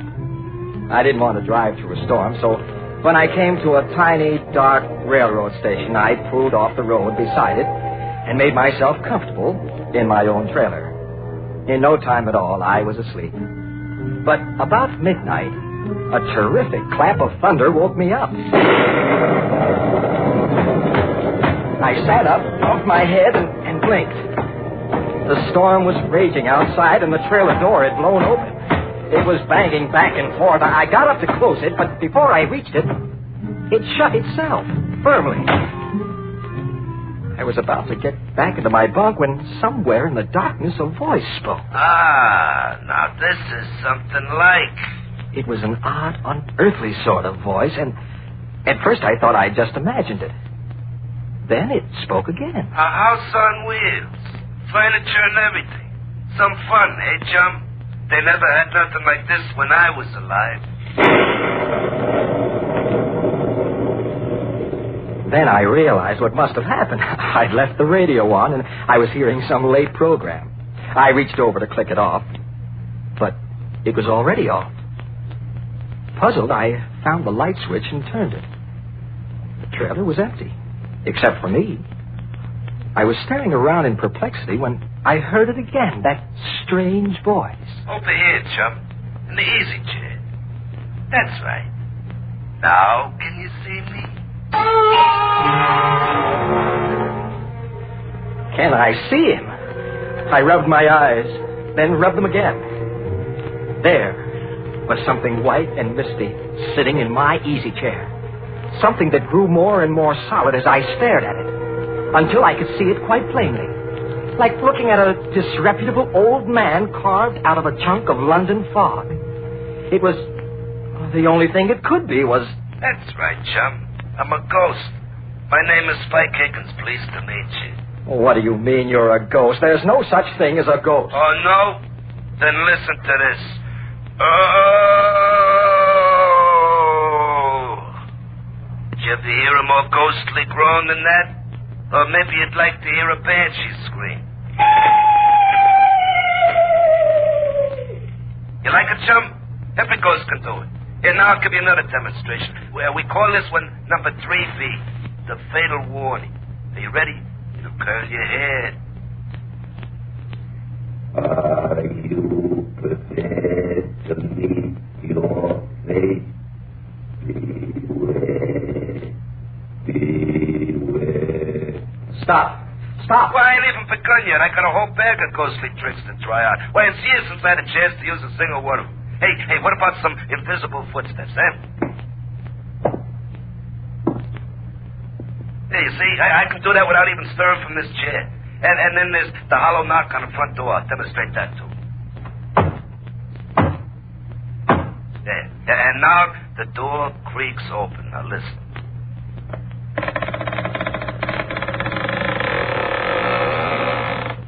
See? Now, just suppose you was alone in a deserted house at night and you heard all them noises. What would you do, huh? I'm asking you, chum. I'd run like the dickens. Yeah, I'll bet you would. Anybody would. And now do you believe I'm a ghost? Or should I give you some more of my repertoire? No. I'm convinced. You're a ghost. Well, that's better. Now that we're acquainted, you can call me Spike. That's my name, Spike Higgins. Born March 28, 1888. Died April 15, 1930. Well done, now good and faithful servant. Oh, I certainly wish I could wake up. This dream I'm having is ghastly. Not ghastly, ghostly. And you're not asleep. Hey, but speaking of sleeping, it's after midnight, and this is the first time I've been near a bed in more than 20 years. What do you say we turn in, man? You mean... you're suggesting you're going to sleep in my trailer? Well, why not? That's what a trailer's for. A home away from home. No. I won't stand for it. Now, get out. Why did you ever come in here in the first place? Well, why did you stop at my territory? Answer me that, chum. Don't call me chum. My name is Melvin. Well, if my name was Melvin, I'd rather be called chum.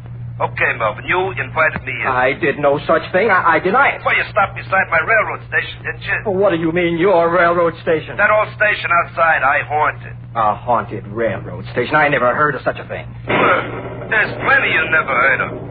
But back in 1930, I was a bum. See, I rode the boxcars. Well, one night I was trying to get away from a railroad bull. Toughest railroad dick in the business. Name of Dan Thatcher. Well, I slipped off the top of a boxcar just as we was passing his station, see? Well, so I got appointed resident ghost for 7 Pine Station. A real lousy break. Hasn't been anybody in the station after dark for 10 years. And then tonight you come along and park. Well, naturally, I invited myself in. That's some layout you got here. Well, why did you stay if you disliked it so? Had to. I was doomed never to leave. Punishment, you see. You were doomed to stay here forever? Like I said, never to leave. Why? I'll show you, Spike. This is where you and I part company.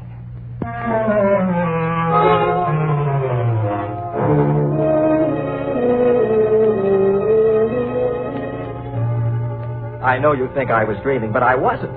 I was sitting there in my trailer talking to the ghost of a very disreputable-looking hobo. And I saw that I had to take drastic action. Spike had said he was doomed to stay there forever. But I wasn't.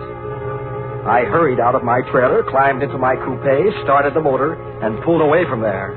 I didn't stop until I'd gone 20 miles and left Spike Higgins' ghost safely behind me. Then I found a spot off the road, stopped, and went back to my trailer, completely bushed. Oh, boy, now for some sleep. Oh, I'm dead. Watch your language, Melvin. I'm dead, not you. Spike. Here I am, Melvin, in the other bunk. No, you can't be. You said you were doomed to stay forever back at the railroad station. Well, I said I was forbidden to leave. I didn't leave. You hauled me away in your trailer. So now the curse is broken. I can go any place I want. Then go. Any place. I don't care where, as long as it's someplace else. Oh, but I like it here, Melvin. Nice and cozy, good company, plenty of scenery. I'll tell you what I'll do. If looking at me bothers you, I'll merge. Then you won't be able to see me. Merge with what? Merge with the underwear. So long, chum. I mean, Melvin. So long. He was gone. Except for me, the trailer was empty. Then I knew it had just been a dream. I took a stiff drink of scotch and tumbled into my bunk. Next morning, the sun was shining. I thought about Louise and cheered up. I made myself a cup of coffee and started out happy as a lark again. I stayed happy almost all day. Then, as it was getting on towards evening, a cold, clammy draft chilled the back of my neck, and... Hello, Melvin. It's me, your old chum, Spike. You're not my old chum, and where are you? I can't see. Well, give me time, Melvin. Give me time. I've been merged with the underwear all night. I can't materialize again too fast or I'll strain my protoplasm. There, how's that? You transparent monstrosity. I thought you were just a dream. Oh, have I got to convince you all over again? Okay, I'll run through my repertory for you. The ghostly groan, the dying scream, the scream of the banshee, the hollow footsteps, the squeaking door. No, anything but that. I couldn't stand it again. Well, okay then. Oh, but I left one out last night. The mournful howl of a dog. You know, in every ghost story, there's always a dog howling someplace. Well, that ain't a real dog. It's just a standard ghost sound effect. You like this, see? Oh, no. My nerves can't stand anymore. Melvin, chum, you're going to have to toughen up. You're going to be hearing a lot of them ghostly noises, and you just got to get used to them. What do you mean? Well, you and me are going to be seeing a lot of each other. I am now the resident ghost of this here trailer. Congratulations, Melvin. You own the first haunted trailer. Oh, don't be ridiculous. Nobody ever heard of a haunted trailer. Well, they're going to hear of this one. You'll be famous all over America. Oh, that's absurd. A haunted trailer. Why not a haunted ferry boat, a haunted boxcar, or a haunted Pullman? What, do you think there ain't? Why, there's a haunted ferry boat makes the crossing at 125th Street every stormy night. And then there's a haunted boxcar. Never guess where it's going. Pal of mine rides it, name of Boxcar Benson. And speaking of trains, didn't you never hear the Phantom Express? The Phantom Express? Yeah, it's an all-Pullman car job, and nobody rides it but hobos who've been given a reward, see? It only travels by twilight, and it goes 1,000 miles an hour. Always traveling, never stopping. That's heaven for us poor restless hobos. Indeed. Yeah, so what's so funny about a haunted trailer? Now I ask you.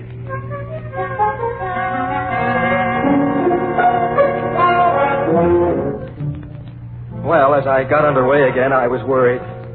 The idea of taking Louise for a honeymoon in a haunted trailer didn't appeal to me. I didn't think it would appeal to Louise either, especially since Spike Higgins seemed to be a ghost completely lacking in all delicate sensibilities. But I didn't have any idea what to do about it. Not even the ghost of an idea.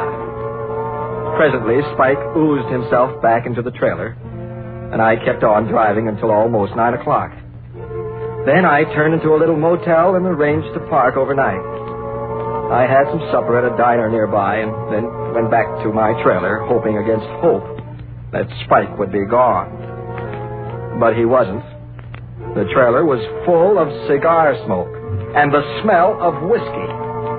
There was Spike sprawled out on my bunk, inhaling the smoke of a cigar that burned in the ashtray, and from time to time leaning over to sniff at an open bottle of scotch. And to make it worse, another phantasmal character, long and thin and disreputable looking, occupied the other bunk.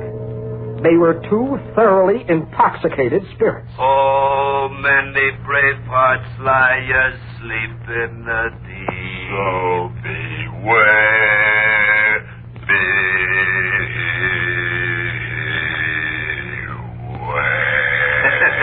Spike, what is the meaning of this? Oh, hello, Melvin. Melvin, I want you to meet an old pal of mine, Nitro Nelson. Pleased to meet you, Melvin. I'd shake hands if I had any hands. Spike, I asked you a question. What is the meaning of this? Why, Melvin, we're just celebrating, that's all. I ain't seen Nitro for pretty near 25 years, so we're having a little fun. We're just a couple of high spirits. You get it? Huh? Very funny. Well, get this Nitro ghost out of here at once.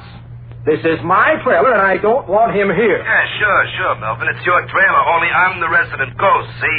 I got full rights to extend hospitality to any other ghost, ghoul, phantasm, spirit, spook, boogeyman, werewolf, vampire, or poltergeist I want to. Look it up, the Spirit's Handbook, Section 7, Paragraph B. Besides, Melvin, there's a lot worse things than me that Spike could have invited. You know, some of them werewolves now. Brother. All right. Let's not talk about it. Just thinking of such things makes me nervous. But you'll have to stop singing. Suppose somebody heard you and came to investigate. Oh, well, okay. And anyway, it's time to turn on the radio. Turn on the radio? For what? But to hear it, stupid. Let's see, Yeah, this ought to be the right station. May I ask, merely out of morbid curiosity, what program a ghost would listen to? Well, you don't have to ask. You'll hear it.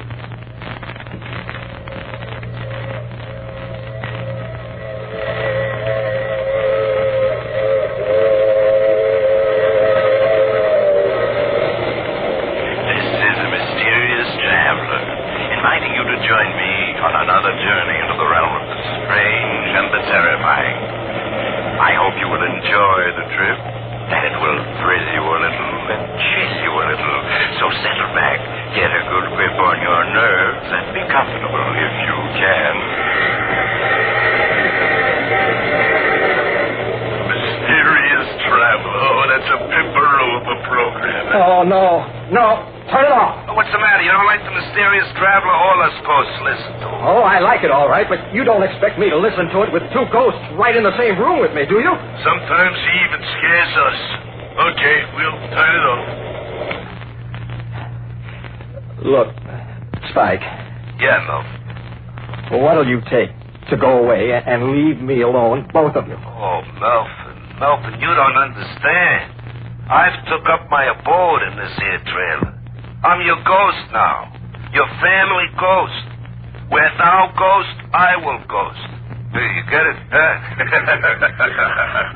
Then am I to understand you refuse to clear out? And the answer to that, Melvin, is absolutely. Well, in that case, I'm going to rent a cabin for the night. I couldn't possibly sleep in this trailer with you two hunks of animated fog. Suit yourself, Melvin. Anyway, me and Spike got some practice in the do. Okay, Spike, let's go. First, the mournful dog howl.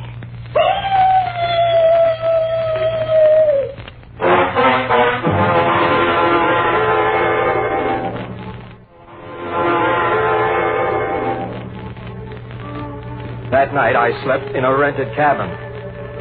The next morning, I drove on westward with my two phantom passengers and tried to pretend they weren't there. I almost got used to them. I suppose a man can get used to anything, even to having a permanent cold chill running down his backbone.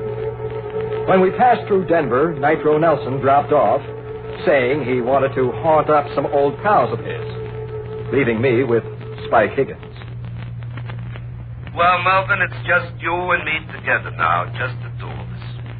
Until you get married, that is, then there'll be the three of us. I don't think Louise is going to like that. Oh, sure she will. Anyway, I'm sticking around. I hate to think what Louise will say when I tell her about it. Hey, where are we going on our honeymoon? The three of us, I mean. I figured on driving up to Oregon to see the mountains. Oh, that's good. Just as long as we get away from California. What have you got against California? Oh, just that Dan Basher lives there now. Dan Basher?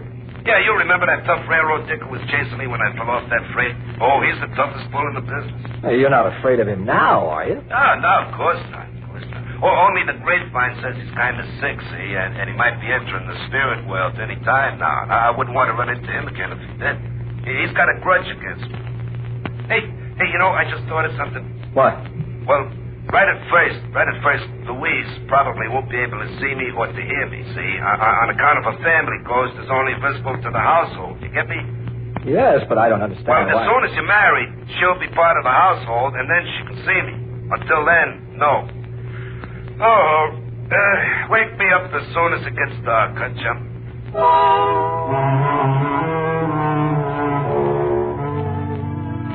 3 days ago, we reached Santa Monica. I rented parking space in an auto cab and immediately phoned Louise. Melvin, darling, I'm so glad you're here. I've been worried not hearing from you. Oh, I'll explain all about that. When can I come and see you? Well, I better come see you first, Melvin.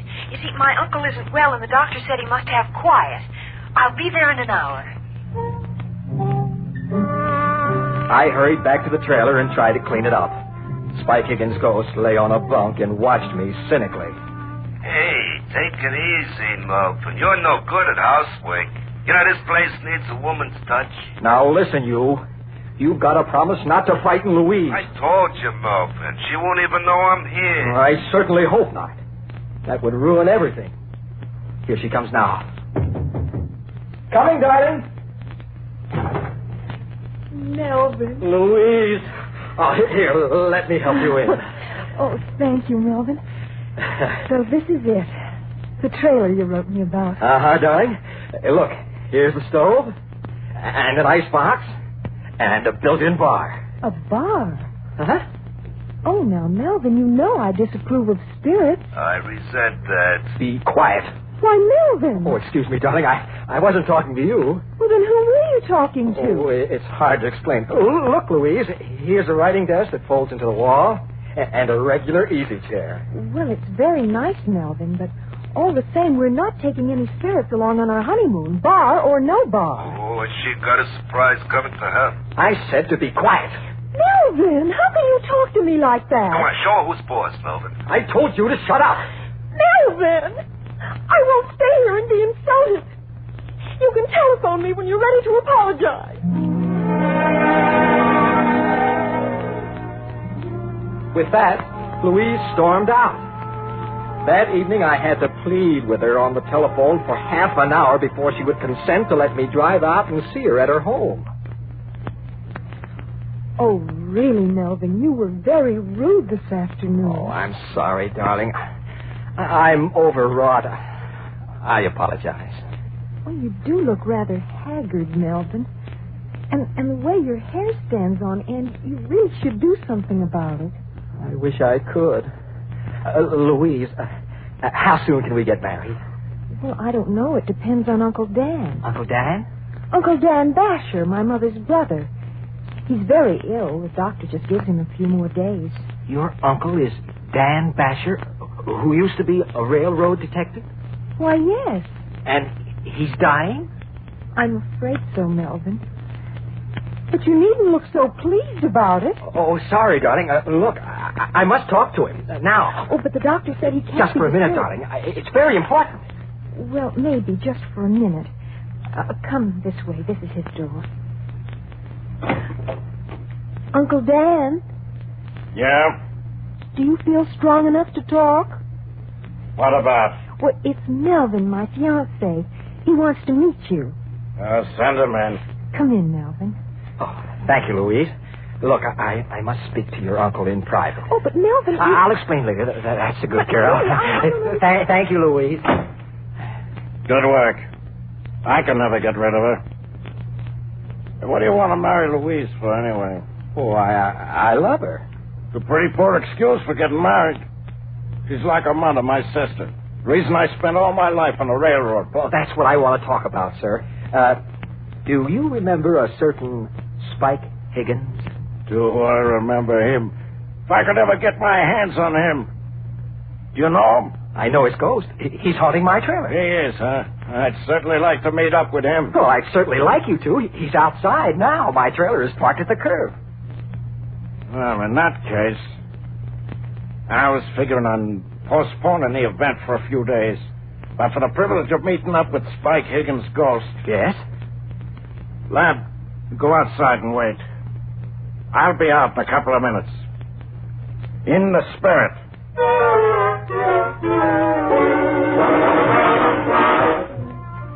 I made some excuse to Louise and hurried out to the trailer. Spike Higgins' ghost was lolling on my bunk. Oh, out so soon, Melvin? What's the matter? Oh, nothing, Spike. Nothing. Hey, you're up to something. What is it? Nothing, I tell you. Oh, relax, Spike. Relax. I got a funny feeling. Uh-oh, someone's coming. What do you mean, someone? Another spook. He's coming in here. Hello, Spike. Dan Bash. In the spirit, Spike. I've been waiting for this meeting for a long time. Oh, no, Melvin, you double-crossed. After him. Quick, Mr. Basher. Right, you are, lad.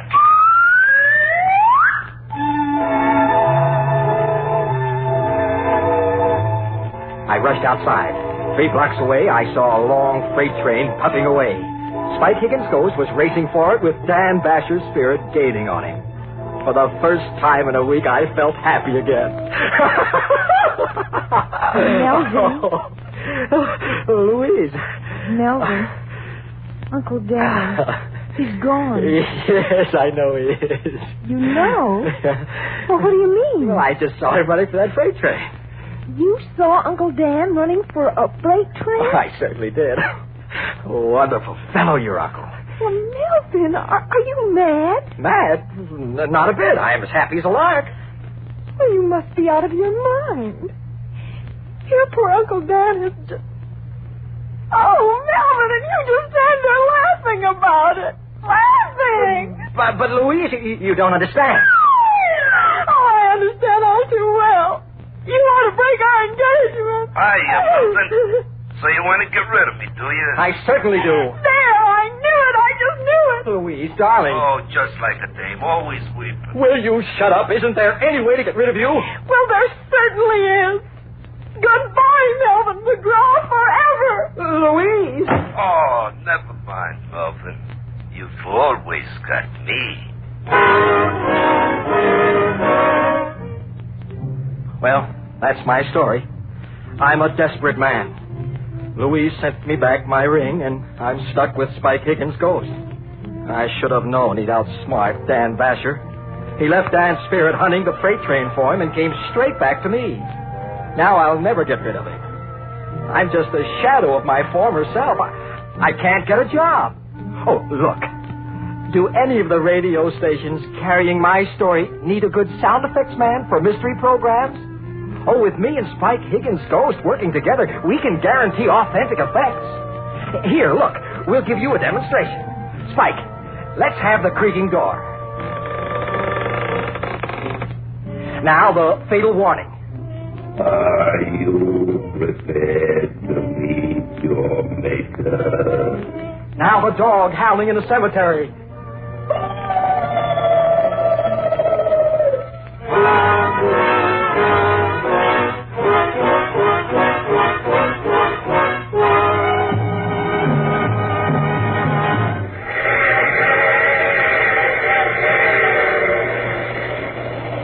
This is the mysterious traveler again. Dear me, what an odd story Melvin had to tell. Really, I don't know whether to take it seriously or not. A haunted trailer. It would be just the thing for my summer vacation. I do know a haunted telephone booth where I make all my calls. Oh, but I'm just joking.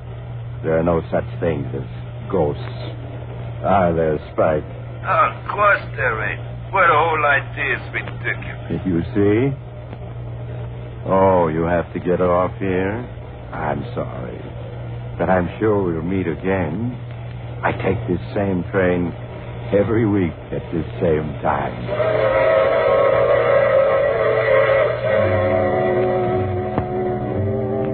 You have just heard The Mysterious Traveler. And now you can also enjoy other tense and dramatic stories of The Mysterious Traveler in the June issue of The Mysterious Traveler magazine. In our cast were James Stevens, Larry Haynes, Bill Zuckert, and Shirley Blank, with Maurice Tarplin starred in the title role. Music is under the direction of Emerson Buckley and was composed by Richard DuPage. This program came from New York.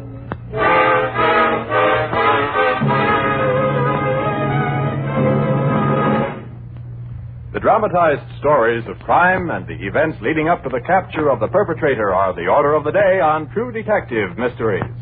These stories are based on actual police file cases and have an air of authenticity seldom captured by a crime program.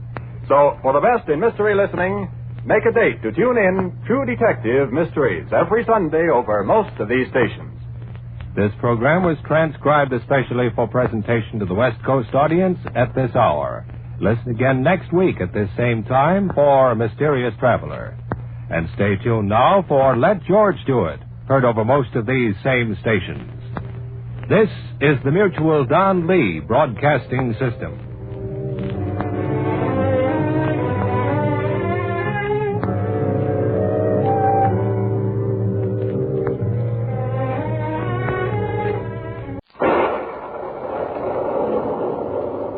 The Strange Dr. Weird.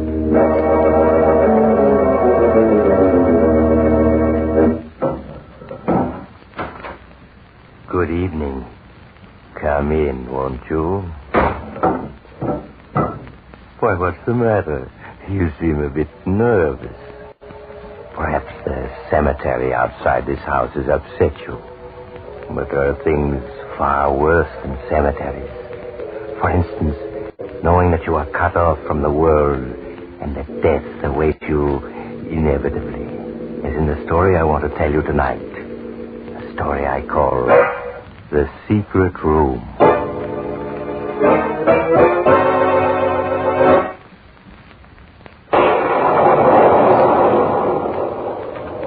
My story begins late one night in a lonely section of the Hudson Valley. A few yards away from the huge old Baxter mansion, two men hide behind a large elm tree, studying the mansion closely. By the half-light of the moon, initials can be seen on the backs of their blouses. The initials PW, standing for Prisoner of War. Carl, why are you wasting time watching that house? Any minute now, they discover back at the poison camp that we killed that guard and escaped. I'm not wasting my time. See that little gray-haired man there in the house, talking to the big fat man? Yeah, sure. What about him? He's going to supply us with money, clothes, and food. Ah, one of our secret agents? No, it's my father. Your father? Yes. He brought me into this country as a child. He's caretaker of the house. For 15 years I lived in the house. If I was old enough to run away and join the army, the Third Reich. Oh, 15 years in America. That's why you speak such perfect English. Yes. Carl, it's your father. He's a Nazi. No. The old man's one of those stupid fools who believes in democracy. And the other man in there, who's he? John Baxter, the owner of the house. Come on. What are we going to do? We're going to get food, money, and clothes from him. They'll give it to us because I had this gun.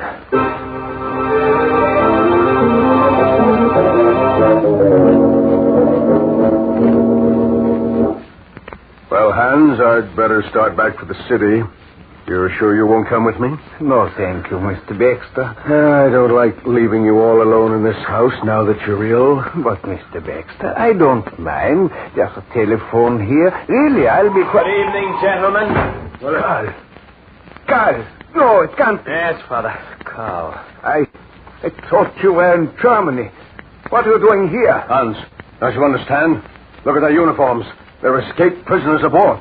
So, Carl, You fought with the Nazi scum against humanity. You are one of the scoundrels who... Perhaps that'll teach you to speak with more respect to a soldier of the Third Reich. Why, you dirty coward. Striking your own father. Quiet, you get the same thing. Now, listen to me, both of you. My friend and I need food, clothes, money. If either of you gives us the slightest bit of trouble, I'll kill you. Mother, you stand guard over these two men with this gun while I get some food in the kitchen. Jawohl, Herr Leutnant.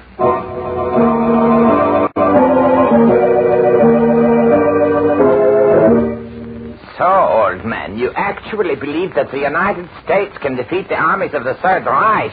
Oh, what a fool you are. Here's some food for you. I've got... Franz, where's Baxter? Baxter? He's sitting up. He's gone. You fool, he escaped. Give me that gun. But he was sitting right in that chair. Come on. We've got to find him if he... Listen. That's right, Sheriff. 2 escaped war prisoners. One of them has a gun. You'd better hurry over here before... So here you are. Put that down. Put the phone down. Sheriff, they've caught him. Little teacher, you swine. Mr. Baxter. Mr. Baxter. You killed... Yes. Franz, hang up the receiver. Jawohl. Carl, what will we do? The sheriff knows we are here now. Oh, you fool. If you'd watched Baxter closely, this never would have happened. I only turned my back to him for a moment. I had no idea. The sheriff will be here in a few minutes. There's no use our running for it. They'd have every road blocked. But we can't stay here. Wait a minute. We can stay here. There's a secret room in the cellar of this house. A secret room in the cellar? Yes. I remember when I was a boy, the high and mighty Baxter family had an uncle who wasn't right in the head. They were ashamed to let the world know about it, so they kept him a prisoner in a secret room. My father can show us where that is. Where is it, Father? I'll never show you. Oh, yes, you will, or I'll kill you just as I killed Baxter. Then go ahead. Shoot. Oh, no. That would be quick, easy. I believe in putting a man to death slowly, like this. Oh, Carl. Let go of me. You see, this way, it takes hours. No. Will you show us the secret room? Yes. Are you being sensible? But hurry. The stupid sheriff and his men will soon be here.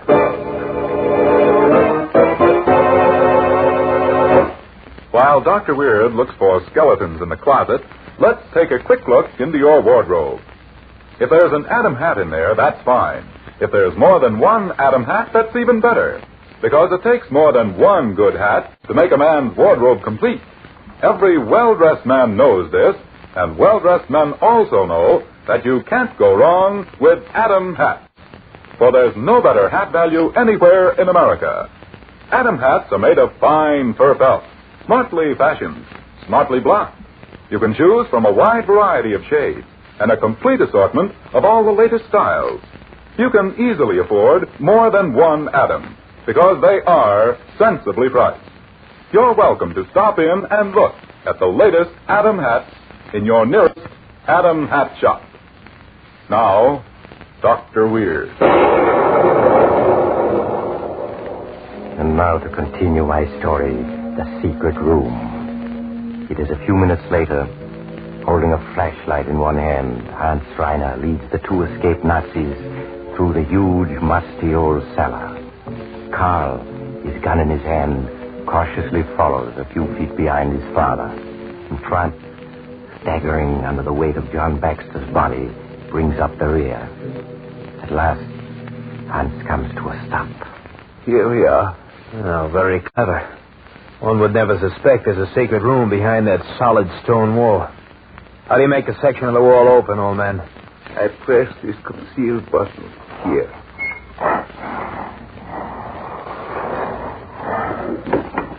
Carl, look, the wall has opened. Yes. Old man, shine your flashlight into the room. It's rather small, but it'll do for a few hours. All right, Franz, go on in. You too, Father. Very well. All right, old man. Close the door. Very well.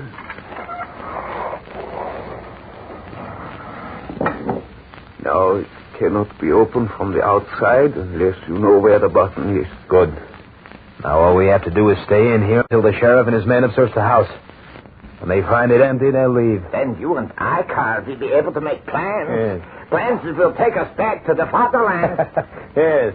Once again, we shall have proven the superiority of the master race.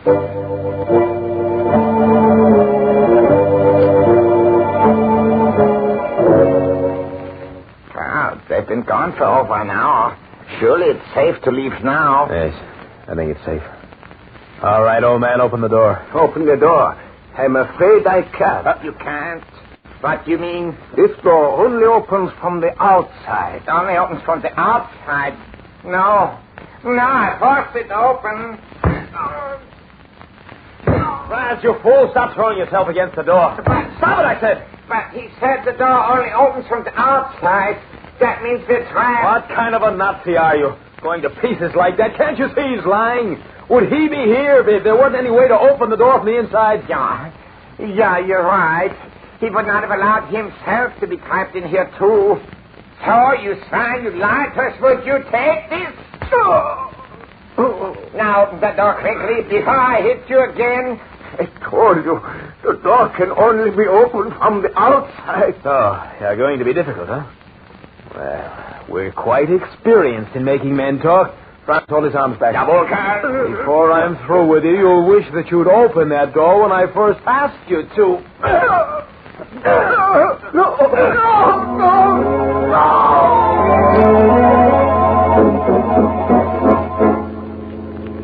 Carl, he's regaining consciousness. Yes, we'll have to get it out of him this time. He can't last much longer. Yeah, he's already half dead. Well, are you ready to show us how to open that door? I tell you, it can't be opened from in here. You're lying, I tell you.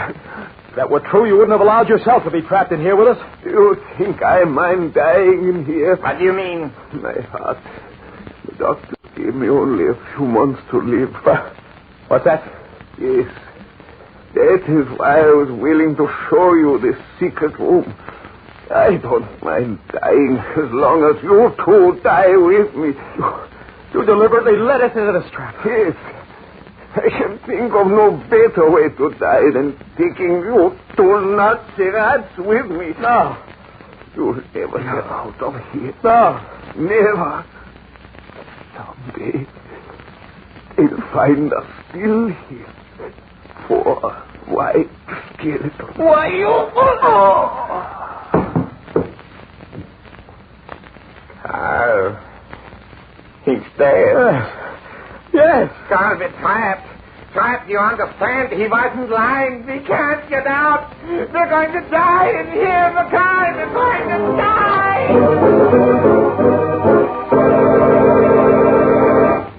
Too bad about Carl and Franz, isn't it? Imagine being trapped in a small room with solid stone walls, hour after hour, day after day, growing weaker all the time, until finally... But perhaps they both took the easy way out and used the gun they had. By the way, if you're thinking of buying an old mansion in the Hudson Valley, I'd look very carefully in the cellar for a secret room if I were you. For after all, you wouldn't want to live in a house that was haunted by the ghosts of two... Oh, you have to go now? Well, perhaps you'll drop in on me again soon. Just look for the house on the other side of the cemetery. The house of Dr. Weir.